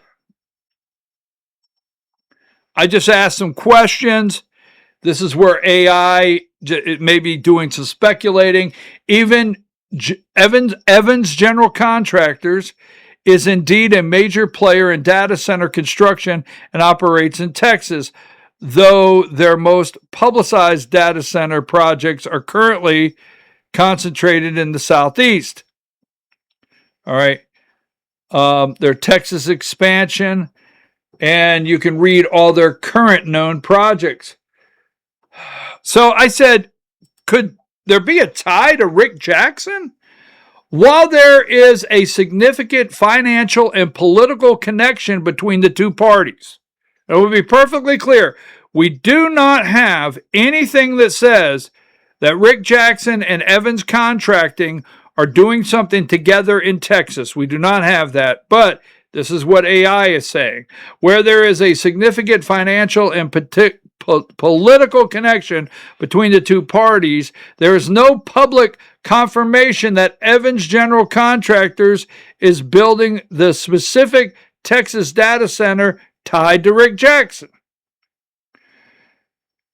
The known ties and facts regarding the situation: Rick Jackson, Texas investment. Jackson, the 2026 Republican nominee for Georgia governor, has publicly confirmed he invested in Texas data center. Recent local government meeting in Bodie, Texas, Bodie County, Texas, identified Rick Jackson as the owner and CEO of Data Hub. Why, hell, you say? A company currently developing a controversial data center in the area. What? The campaign contribution: Evans General Contractors, an Alpharetta-based construction company that specializes in building hyperscale data centers, contributed $100,000 to Rick Jackson's gubernatorial campaign.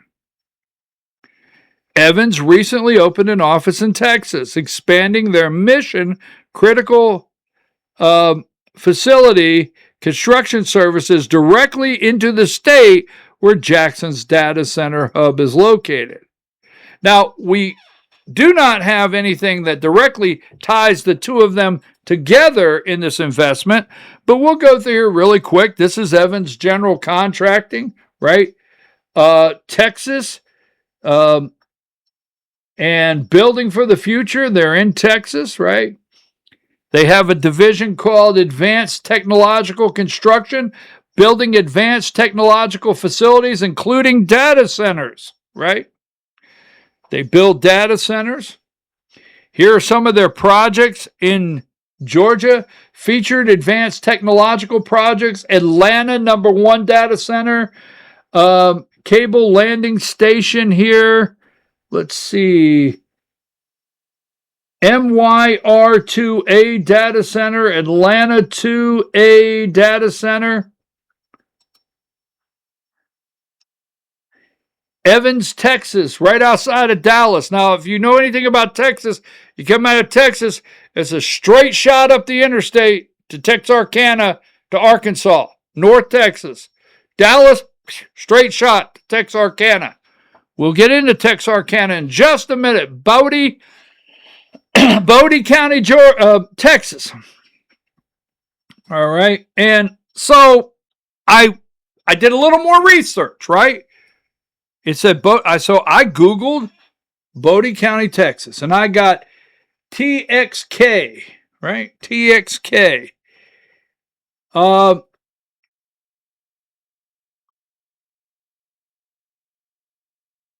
Appearance by opponents of local government meeting across the county this summer. We are saying all data centers are bad. Let us pause them until we can get safeguards and place regulations and be prepared for them.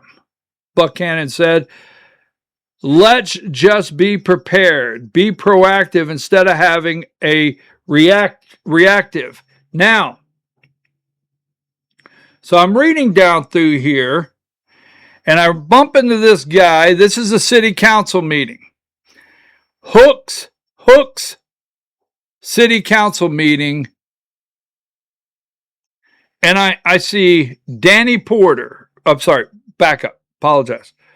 Danny Proctor. So this guy's name's Danny Proctor, a member of an opposition group that meets Thursday at Dixie's Diner, said the group's goal is to pause the projects until the 2027 legislature can address them. He identified the owner and CEO of DataHub as Rick Jackson, a candidate for governor of Georgia, and asked whether council members are under a non-disclosure agreement with the company.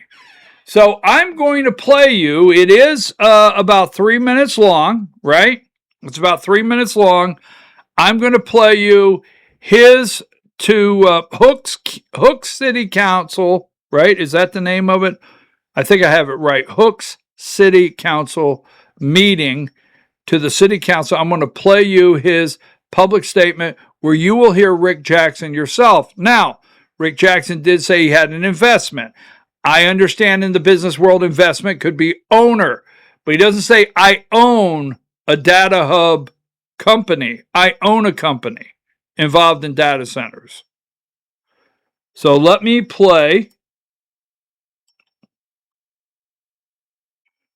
And this guy you're about to see, I spoke to him yesterday in Texas.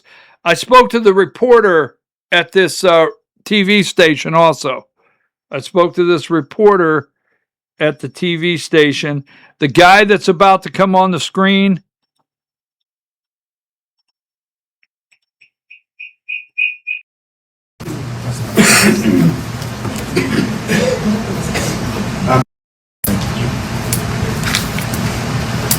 Danny Proctor.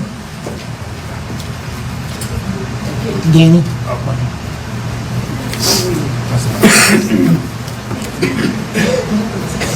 I'm Danny Proctor. I live in Leary, and I'm part of the Bowie County Data Center Group. We meet every Thursday at Dixie Diner. Our job is to pause these so the 27 legislature can get their arms around it and try to understand what all of the effects are. Now, pertaining to the one in Hooks, there on Interstate 30, a gentleman by the name of Rick Jackson, who is running for governor of the state of Georgia, is the owner and CEO of Data Hub, which you may know that. My questions, which you can't answer, are y'all under an NDA with Data Hub? I don't believe that's a proper way to conduct business. The very people that you represent are kept in the dark from what's happening both there, out in Leary, Tex America, and now today they announced the one on the Arkansas Loop towards Highway 71. Guys, we're under attack. We have to fight. We don't have a choice. We don't want the pollution. We don't want the noise. We don't want the integration of our property values. And so we would hope that y'all would help and fight with us, because it will come down to a point whether you're against us or you're with us. And so we'll have to do what we have to do in order to protect what we have, because obviously the billionaires that are coming into our towns to basically rape and pillage our resources, they don't give a care about you or me or anyone in this county. So all I can ask is that when you are under consideration to do what you can do with these centers, we need to pause these. We need to pause them until the 2027 legislature. Abbott has come out and said, "Hey, we're going to stop these." No, he's not, because we're not under ERCOT. So everything he has said only pertains to ERCOT, not Bowie County or any of the counties that border Texas, Arkansas, and Louisiana. So we have to take this in our own hands. We have to fight this, and we would appreciate y'all's help. Thank you so much.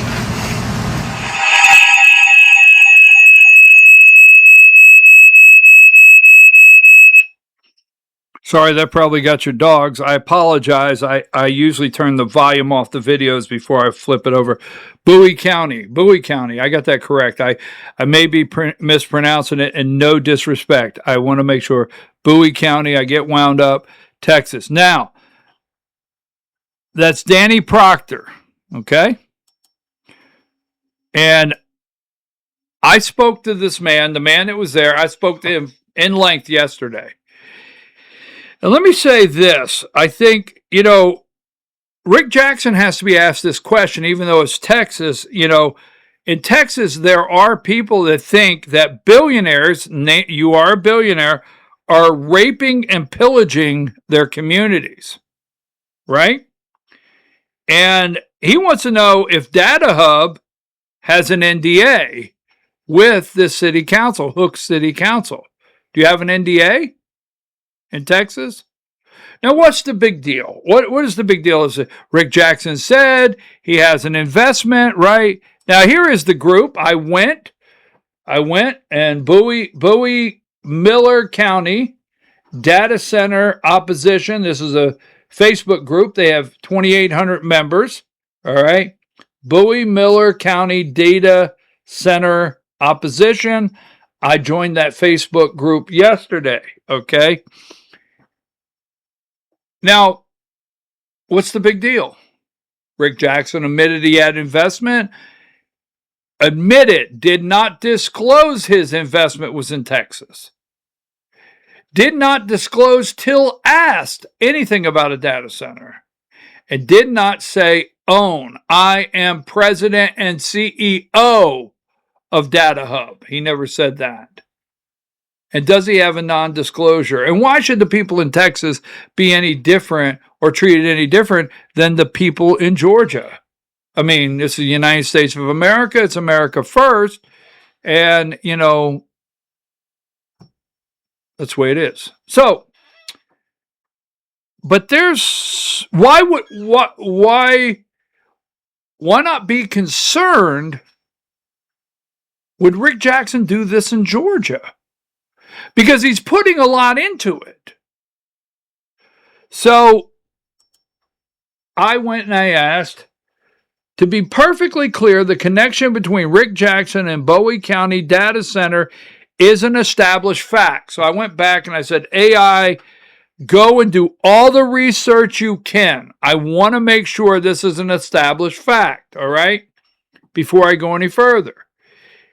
Rick Jackson, the 2026 Republican nominee for Georgia governor, has been publicly identified at local county meetings, council meetings, as the owner and CEO of Data Hub LLC, the company purchasing the land development. Remember, Burt Jones, family land, 10 data centers, eminent domain, while Rick Jackson's down in Texas. He's down in Texas. Wow. And developing the controversial data center near Hooks, Texas, right?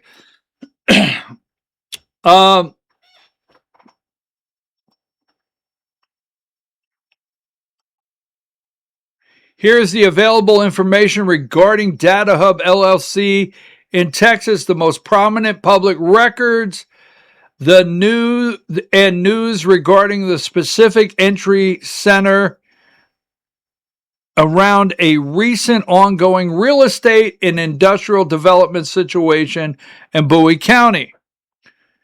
Data Hub LLC, Bowie County Development. Recent reports from August 2026 tie the company named Data Hub LLC to a controversial data center and solar farm development project near Hooks, Texas. All right. Property ownership, according to the recent public affidavit, Data Hub LLC is listed as a surface owner of land along Interstate 30 near Hooks. The land's ownership is reportedly shared with Bowie County and Industrial Development Corporation of New Boston and Hooks. So here's what they're telling you is there's I'm going to call it an insider deal. I'm going to call it that, all right? I don't want anything legally. I'm not saying, well, there's insider deals or back rooms, but there's an insider deal where the development corporations of New Boston and Hooks, there's an industrial development corporation, just like the right here in Georgia, just like in Effingham County, Georgia, where there's there's an industrial development authority. That's the same thing the way it happens in Texas, all right? Public opposition, the development has faced significant pushback by local residents. During city council meetings, locals have urged officials to pause the data center and solar farm project, okay? Leadership and transparency in local government open forums, residents have identified the owner and CEO of Data Hub LLC as Rick Jackson, noting him as the candidate for Georgia governor. Also questioning whether the city council members signed an NDA with Rick Jackson's company. So, I said to myself, self, is this Rick Jackson? Is this Rick Jackson? Who is this Data Hub? So you go first and you find this guy here. And the address is 2655 North Winds Parkway in Alpharetta. And it's associated with J.D. Mitchell, General Counsel for Jackson Healthcare, a major healthcare staffing and service company. So this is where Data Hub comes from. So I do a little more researching and I make sure my address is correct. And there it is, 2655 North Wind Parkway, Jackson Healthcare, Alpharetta. And I go and I do a Google map, 2655 North Winds Parkway building, and it shows me Jackson Healthcare, right? And then I go to Jackson Healthcare. I'm going to triple dog prove this. I go to Jackson Healthcare, and I look the contact information, and I look visit us at 2655 North Winds Parkway, Alpharetta, Georgia. Okay. So here's my next step. I said, well, wait a minute. If Rick Jackson is the owner, and they claim in city council meetings in this Texas city, Hooks City Council, is that the name of it? If they claim in this article also that the president and CEO is Rick Jackson, he would have had to disclose this. Now pay close attention. This has some timeline. When you run for governor of Georgia, you have to do a financial disclosure, right? Now, February 3rd, 2026, he announces he's running. You have to have this financial disclosure in place, I think, well before you, I don't have a date on it. Yes. Well, this is 1/1. This is 1/1. This is the reporting period. All right. He did not file this till April. Now keep this in mind. He filed this April 2nd, 2026. So when he filed his financial disclosure with the state of Georgia, that you and I, this is public, okay? There's some things missing off of it. Right? We'll see. So the state of Georgia, so I said, wait a minute, he would have to. If he's president and CEO, he's got to disclose this. So I go to his financial disclosure. Richard L. Jackson, right? Jackson Healthcare, candidate governor 2026. He had it, the day it was due was April 1st, 2026, and he signed it. April 2nd, 2026, Richard L. Jackson signed this. So I go in there. You can go look it up. I want you to fact check me. Go look it up. And here it is. The second line on his disclosure, fiduciary positions. CEO, right? CEO of Data Hub Developers, LLC. 2655 North Winds Parkway. That is, there's a lot more going on at Jackson Healthcare than you would think. I don't know what all's registered to that address, but this is Jackson Healthcare. This is Rick Jackson. He is the CEO and president of Data Hub Developers, and he's a land developer. Right? Just like you accused Burt Jones of, but he's a land developer, okay? And that's what they said in Texas, is Data Hub Developers. Now, so let's take a look at some of these dates, because remember, April 1st,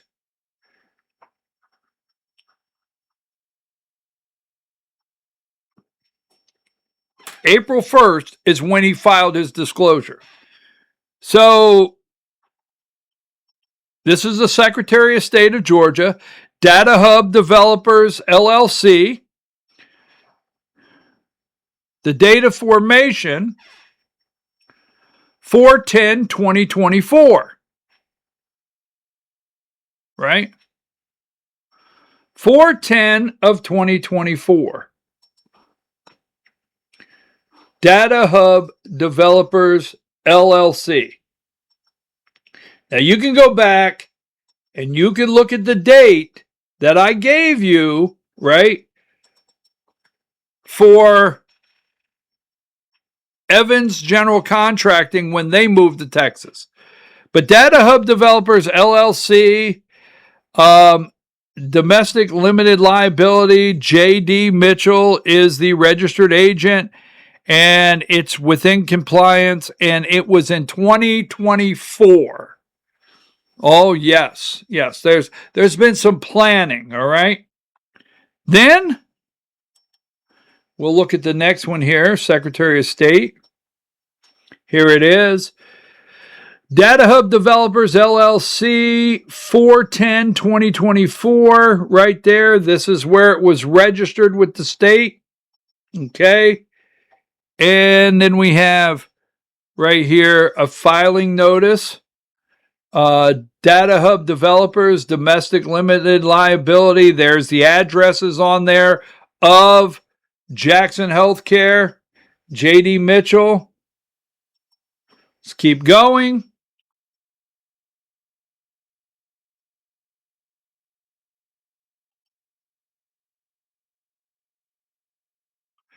Here is Data Hub Developers LLC, where they filed on 3/27/2025, and the authorized title person, the authorized signature for the filing on this is Tiffany. I think that is McFay. I don't know. And here she is. Just want to make sure. And she happens to look like she works at Jackson Healthcare. Here she is. She's McFay is Jackson Healthcare. Now, let's look at Data Hub Developers Holdings LLC, right? And it was registered on 5/24, okay? 5/2 of 2024.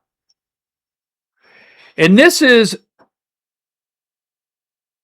Data Hub Holdings. Now, wait a minute. Let me look back here. This is Data Hub Developers. If you go to the Secretary of State's website, you will find Data Hub Developers. If you go to his, remember, his financial disclosure only has Data Hub Developers. So, and it's current. And that's who he reports as the president and CEO. But for some reason, it was formed on 5/2/2024, Data Hub Developers Holding LLC, right? Data Hub, and it has a complete different filing. I wanted to make sure, right? Data Hub Developers Holding LLC, and it's at 2655 North Winds Parkway. So you can go look this up, and you will see, if you put in the Secretary of State and you put in Data Hub, you will see everything that's registered with the Georgia Secretary of State, and you will see the address of Jackson Healthcare where it's registered. They all start with Data Hub. And you will also see that his financial disclosure only has Data Hub Developer LLC. Only one.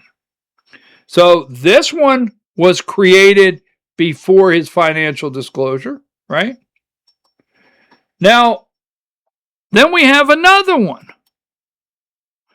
We have Data Hub Developers Parent LLC. You'll find all these. Data Hub Developers Parent LLC. This is the third one, right? And it is at 2655 North Winds Parkway, Alpharetta, Georgia. And this one was created. Now, this one is interesting because keep in mind, Jackson's got something on his mind when it comes to data centers and development, and it currently is in Texas, but we don't know what the overall plan is while he's out there telling you his foster care story, and he's getting all teared up and emotional, right? And he's out there telling you you won't be forgotten, and this is all about you. He's only running, he's 72 years old, I think, a billionaire. He's going to put out $200+ million, and it's all because of you and Georgia. Just the love of it. Just saying. Something, I don't know. I can't I can't get my head around it. But remember, he announced he was running for office February 3rd, 2026. On February 9th, 2026, they formed Data Hub Developers Parent LLC 6 days later after the announcement. But before his financial disclosure statement that this is missing. So, right there, domestic limited liability company, Data Hub Developers Parent, Data Hub Developers Parent LLC, active compliance, date of formation 2/9/2026. 2655 North Winds Parkway, Alpharetta, Georgia. Okay. What's the big deal? I don't know. Then you have, here is the certificate of organization. This is Data Hub Parent. So there's three. Okay. And only one disclosed. Well, here is a filing notice, and let's go to the next one. Now, here's another one. And this one, shockingly, is at 2655 North Winds Parkway, Alpharetta, Georgia. This is Data Hub Developers Texarkana. Data Hub Developers Texarkana. Huh. Hell, you say. Not Texarkana. Why, could that be Texas?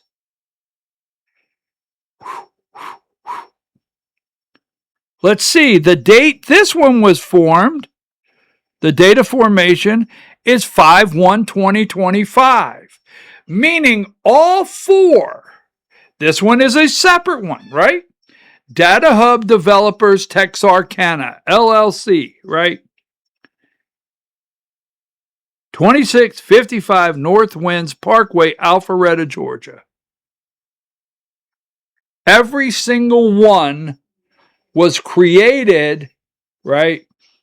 And here is the document right there from the State of Georgia Secretary of State office that says on 5/1/2025,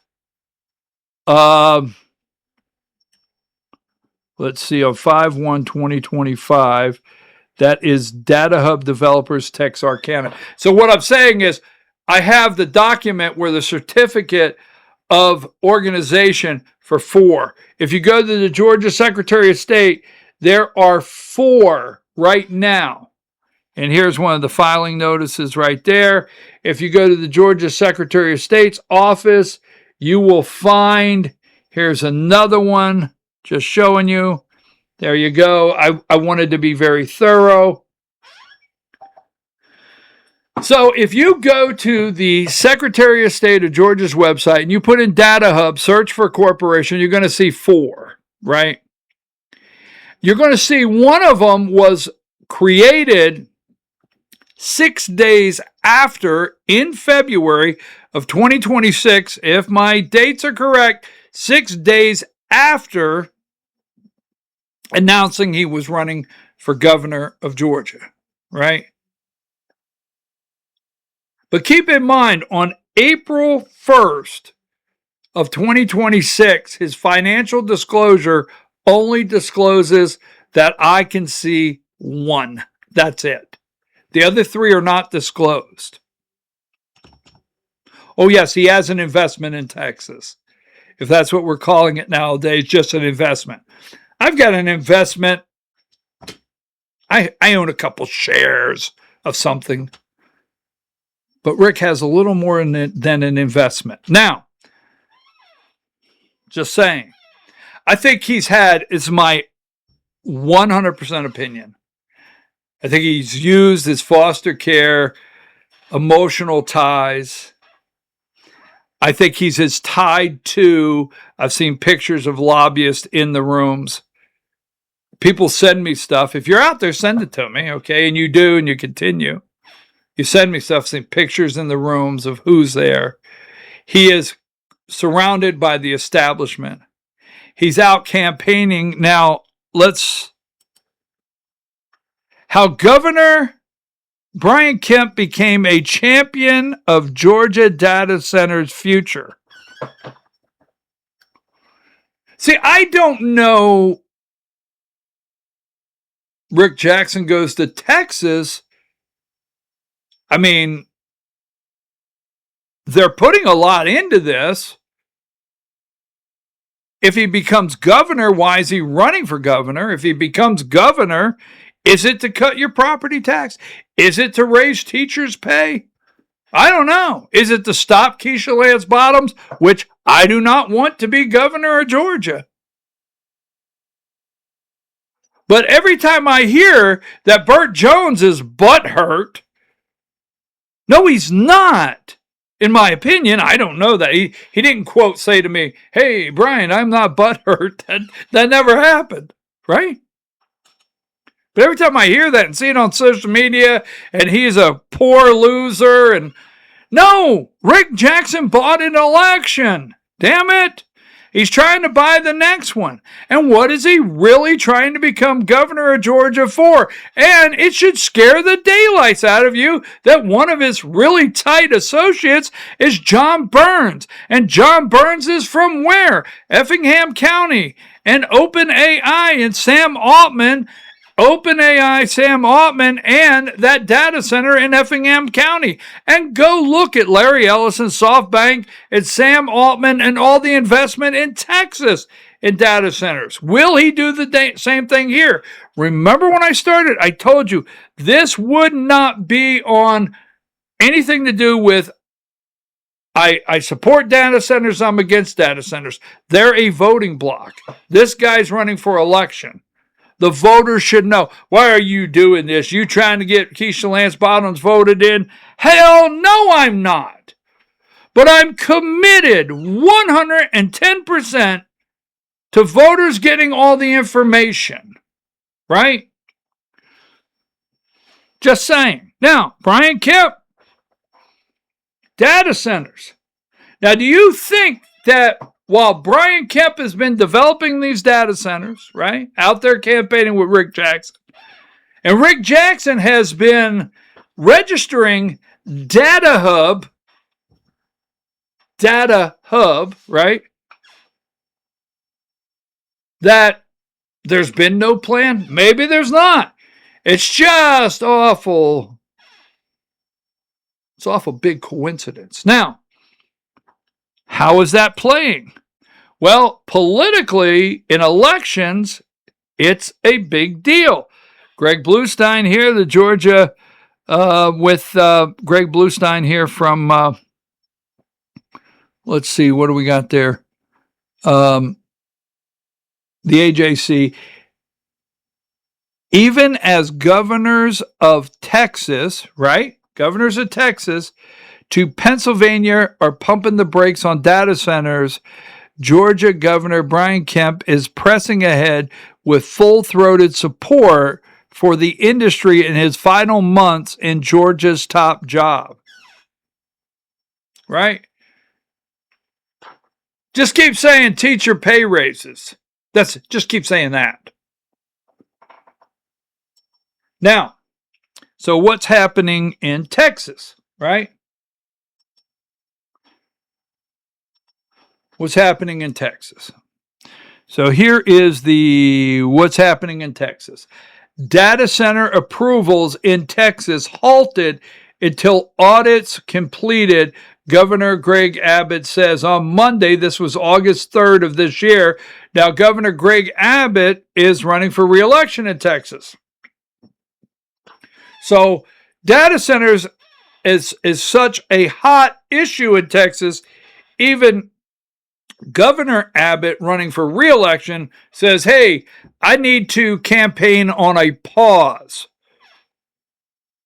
Because I'll tell you, that's what people are saying, we're going to pause. Now, A lot of people are not saying we're going to just stop them and not have them in our state. Even Keisha Lance Bottoms is saying we're going to pause them. But data center approval in Texas halted on Monday. The governor ordered the Public Utility Commission of Texas and the Electric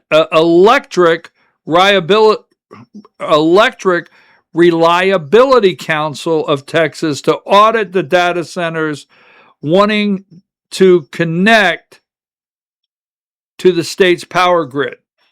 So they're even pausing in Texas. Now you have the Jackson plan, right? So Rick Jackson is not budging on these data centers. Don't forget, Georgia's for Integrity attacked Burt Jones, right? Rick Jackson's campaign attacked Burt Jones. Family land, 10 data centers, eminent domain. Don't forget, right? Oh, by the way, don't forget, character matters. And don't forget, what you don't know probably won't hurt you, right? Is that the campaign strategy? What you don't know won't hurt you. So here's the Jackson plan, all right?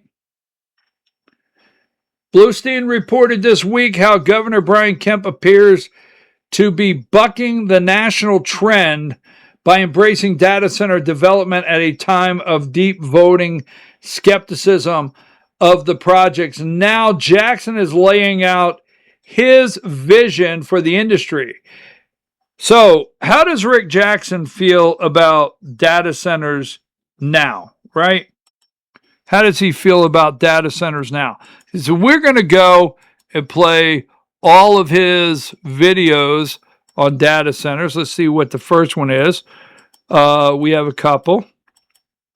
You can hear directly from Rick Jackson on data centers.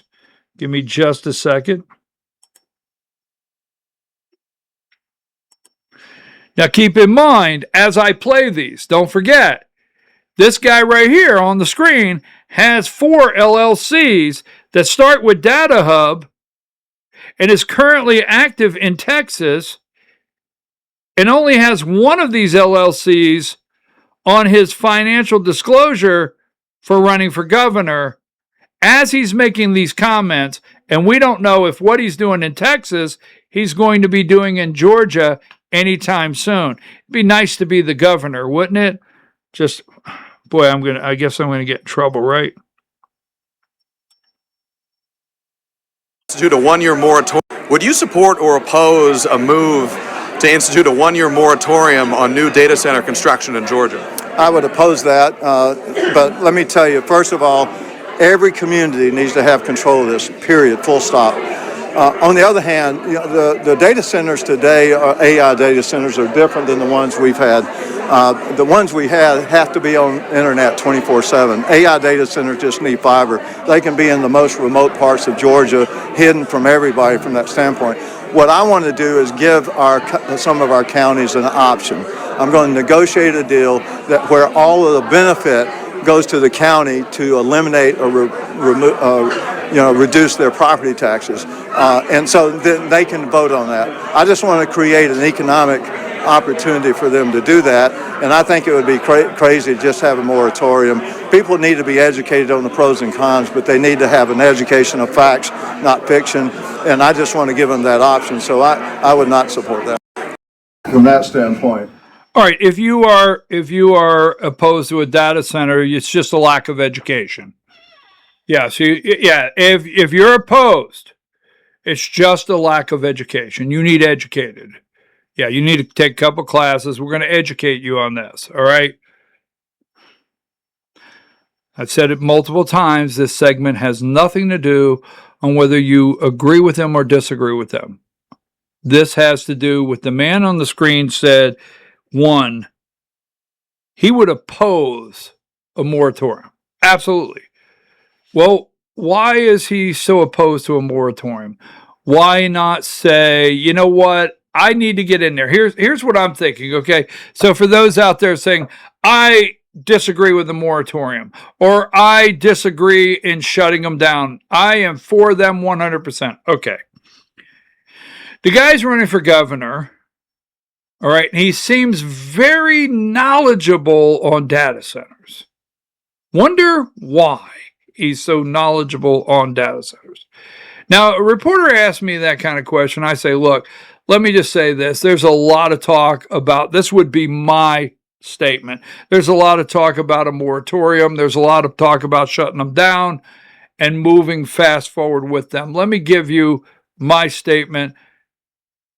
I have to become the governor. And when I become the governor, I'm going to look the people of Georgia in the eye and tell you, I will have studies done, reviews, and all the data on my desk, and I will come to you and do a statewide address that you can watch, and I'll give you the facts. We'll put it out there in research papers. We'll put it out there in town halls, and we will give you exactly what's going on and what our plan to do. So just to make a blank statement is reckless, but I'm going to listen to the people and respect the people. Now, wait a minute.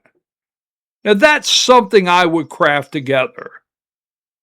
But he is adamantly opposed, right?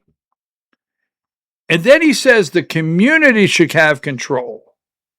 Total control. The community should have it. Is that unless you're in Texas? Are they not a community? Right? Do you have an NDA signed out there that they're not aware of what's really going on in their community? Just saying. Now, let me get another video up here because I want to give you another one. I think I have another one. We talked about the investment. I have that. I did the... Well, no, that's how he feels about it. I want to be clear. So I got that. Wait a minute. I'm going to set up another one that you're going to watch in a second.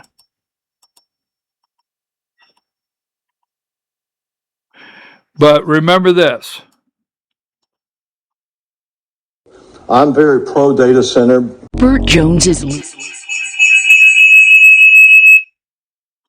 Remember, he's very pro data center. Very pro data center. Now, let me try to wrap this up. Try to get this wrapped up. Sorry about that. So that's Jackson's plan. Now, this is Keisha Lance Bottoms. She has put this out. I have called for a pause on a new data center construction until Georgia has a comprehensive plan to protect our power grid, water resources, and taxpayer. Rick Jackson has made part of his multi-million-dollar fortune by investing in a data center construction and has publicly said he is an investor in data centers. Now, data center construction. I did not put this out today. I told you when we started, every single thing on this podcast is out there. So I didn't want to let Keisha Lance Bottoms say Rick Jackson has made part of his multi-billion-dollar fortune by investing in data center construction, has publicly said he has an investment. I didn't want to put this out and just let her say that. But she said it. I've researched it. You decide. Now, how does Rick Jackson feel about it? Local voters must have the final say on data centers, and any data center in Georgia should provide a clear benefit, pay its own way, and meet strong environmental standards. Local residents know their communities, infrastructure, and long-term needs better than anyone. Unless you're in Texas. But this is what he's saying. It's very gray. And he's going to make sure the money goes to the county. You know, here's the thing. Every time you tell us how much money from one of these data centers goes to us or goes to the local government, and you say it's going to cut property tax, okay.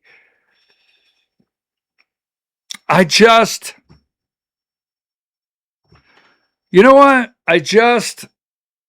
It doesn't trickle down to us. And all these massive concrete, enormous buildings with data centers, I just don't want in 10 years for them to be indoor flea markets. I mean, come on, right? You know, what are they going to be? I mean, a family entertainment center with bowling alleys and indoor flea markets and roller skating, and I don't know.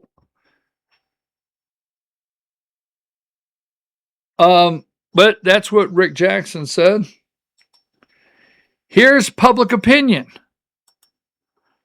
Public opinion and polling. Recent polling shows a clear backlash forming against data center expansion. Broad opposition. In August 2026, right now, Economist YouGov poll found that 61% of Americans oppose building data centers in their community, with only 1% of those who view them negatively supporting local construction. Economic fears. In the YouGov poll, 62% of Americans believe building local data centers would increase their electricity rate. Partisan divides. Opposition across party lines, but varies in intensity. Most Democrats, 60%, and 48% of independents view data centers as bad for the country. Republicans are closely divided, 38 positive, 33 negative, though MAGA is behind it because of Donald Trump. Are data centers a campaign issue? Data centers as a campaign issue. The localized backlash is now translating directly into electoral consequences for politicians who support data center development. Local electoral backlash.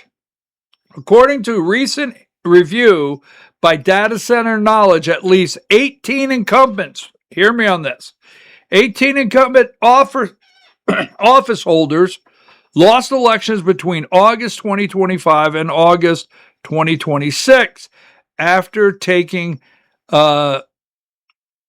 documented action on a data center project or becoming associated with the fight over the development. Missouri, in the state of Missouri, 4 incumbent city council members in Festus lost their seats after a fight over a proposed $6 billion project, and 2 council members in Independence were defeated amid similar fights over tax incentives for data centers. Virginia, North Carolina, a 4-term county commissioner was defeated by a challenger who campaigned explicitly with "Vote No for Data Center" signs. So this is a major campaign issue. Major issue.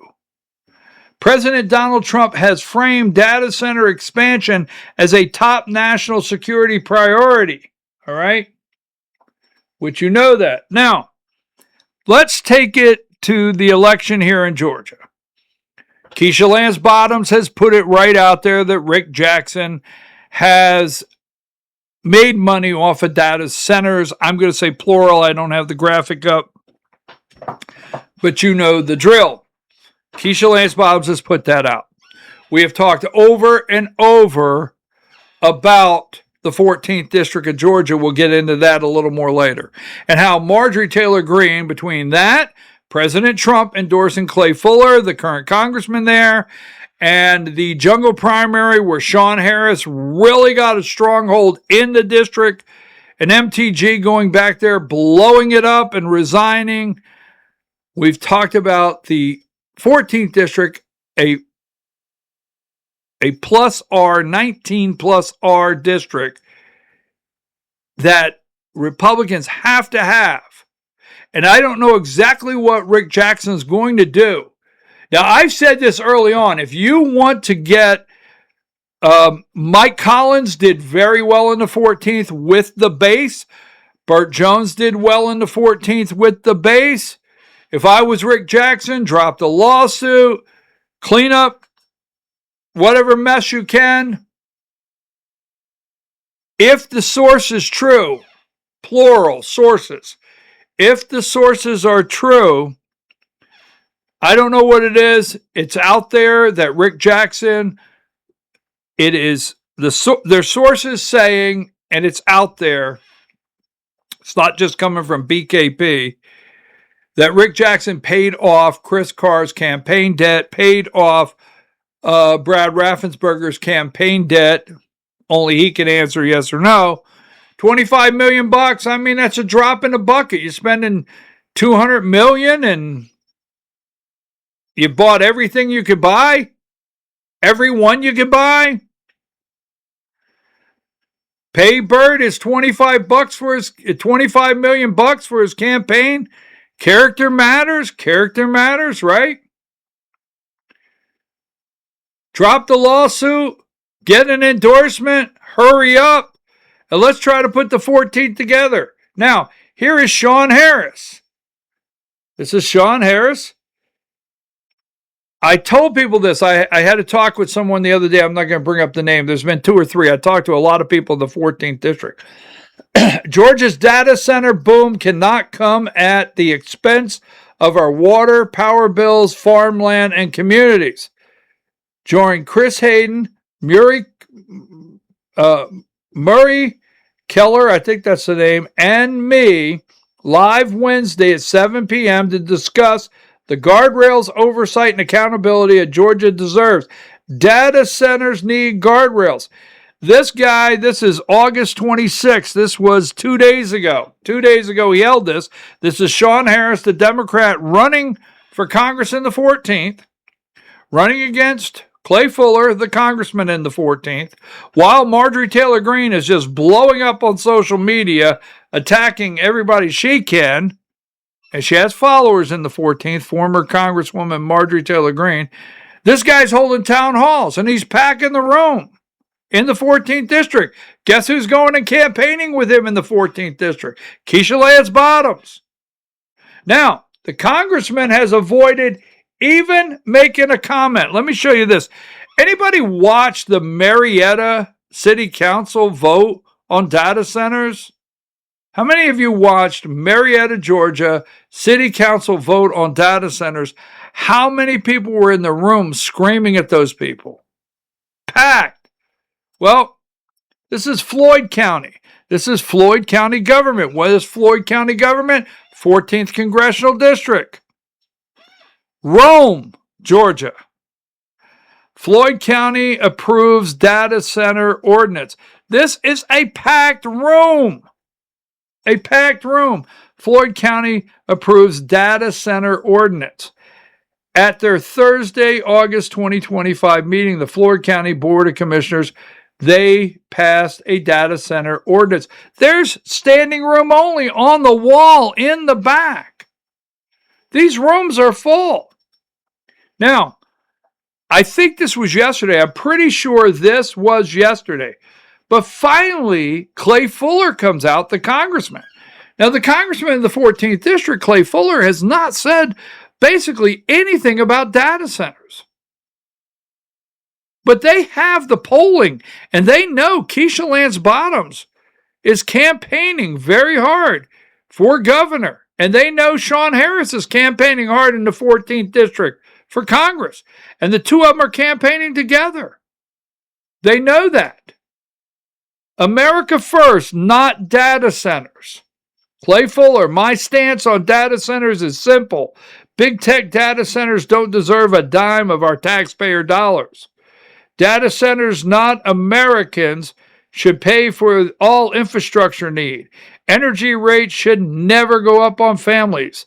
If they don't benefit Americans, we don't want them. Clay Fuller. Now, he sounded tough there, but he is the sitting congressman in the 14th district, and he finally put something out about it. Remember, when you criticize me, BKP did not put out the Keisha Lance Bottom statement about Rick Jackson profiting from data centers. So I'm going to close this up. Don't forget, this is going to be 2 articles. I'm going to do another one tomorrow because Rick Jackson keeps saying things, okay, that I just cannot let go 100%. And I told you earlier, you got to watch all the way through. Go back to the beginning if you're just picking up now. If you're picking up part 2, go back to the very beginning where I told you right in the start why it troubles me, why I'm doing the segments. Character matters. Rick Jackson said it, right? The attacks on Burt Jones, all the social media saying, well, he's butthurt. Go look up the article. I don't remember which one, but it is months. It is right after. In fact, I'll find that for the next podcast. But it is immediately right after the runoff, Rick Jackson becomes the nominee. I put out first thing he has to do, and I put out 14th District. Unify with Burt Jones. So, remember, I told you when we started today, I've studied and studied and studied. And devious. The word devious comes. And remember what devious means, the adjective devious. Primarily describes someone or something that uses sneaky, indirect, or underhanded tactics to achieve a goal is devious. Underhanded or deceitful, showing a skillful use of manipulation, trickery, or scheming to get one's way. Now, what I could see from the Rick Jackson campaign for ethic, did character matter during the campaign? Right? Did it matter during the campaign? In the primary? When did it start mattering? But devious. So, I'll look you in the eye, and if Mr. Jackson is watching this, if you're watching Mr. Jackson, keep in mind I offered multiple times to be very nice, professional, polite, not attack, to meet with you. I may not be important as Shelley Winter, your dear friend in Atlanta, the dancing Shelley, right? Well, let's do that, right? Let's do that one really quick. Right? I may not have, you may not be interested in me, much like you are this is, I'll get into it a little later. This is the dancing Shelley, right? Ready? This is what I call the dancing Shelley. Picture a marionette. Picture that you can't see, but Rick Jackson's up here going like this as you're watching this video. Let's go, ladies and gentlemen. Rick Jackson for governor. Let's go. Entrepreneurs in Georgia, you're about to... That's the dancing Shelley, the dancing Shelley, right? The dancing Shelley. Anyhow, so keep in mind, let me go back to if by any chance Mr. Jackson is watching today, or if he does, keep in mind I offered your campaign. I know I'm not important. Why does he need to meet with you? I've been told that. What makes you so important? Okay. I have wanted to come down because I'll tell you what,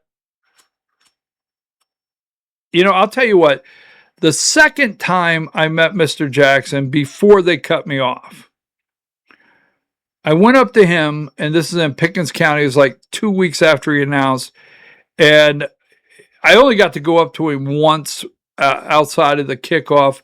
could say something to him. And again, this is when they shut me down. And I looked at him and I said, I heard you say you rode a church bus. He said, yes. I said, I used to drive a church bus. I'd like to share that story with you one day. He said, I'd like to hear it or whatever. Something like that, right? But keep in mind, I've done everything I could. Now, devious. So I went into the Bible, and I'm not going to preach to you this Friday afternoon. Matthew 16:24. Then said Jesus unto his disciples, if any man will come after me, let him deny himself and take up his cross and follow me. Right? And every time I see and put everything together with Rick Jackson, when a person acts out of selfishness, they are elevating their own desires, comfort, and will above God's. This is the exact opposite of the commandment in Matthew 16:24. Deny oneself. Deny oneself, right? Just saying. Deny oneself. Anyhow. All right, folks, I'm your host, BKP. Now, we'll be back real soon. We will return, okay, real soon. Don't forget, we're on Vora. Substack, our Substack, Vora, BKP Politics, X, Voice of Rural America, Rumble, Voice of Rural America, Facebook, Voice of Rural America, and YouTube, Voice of Rural America. So we're going to take a brief break. Remember, this will be 2 articles and 1 long video. Have a nice weekend. BKP Politics, Voice of Rural America. Straight talk, real truth, no drama. Georgia's got a story, and we're telling it right. BKP Politics, bringing it to light. What happens in Georgia gets revealed one by one as the facts are unsealed. From the pit comes what they don't want you to see. When the daily nugget of truth is dropped with your host, BKP.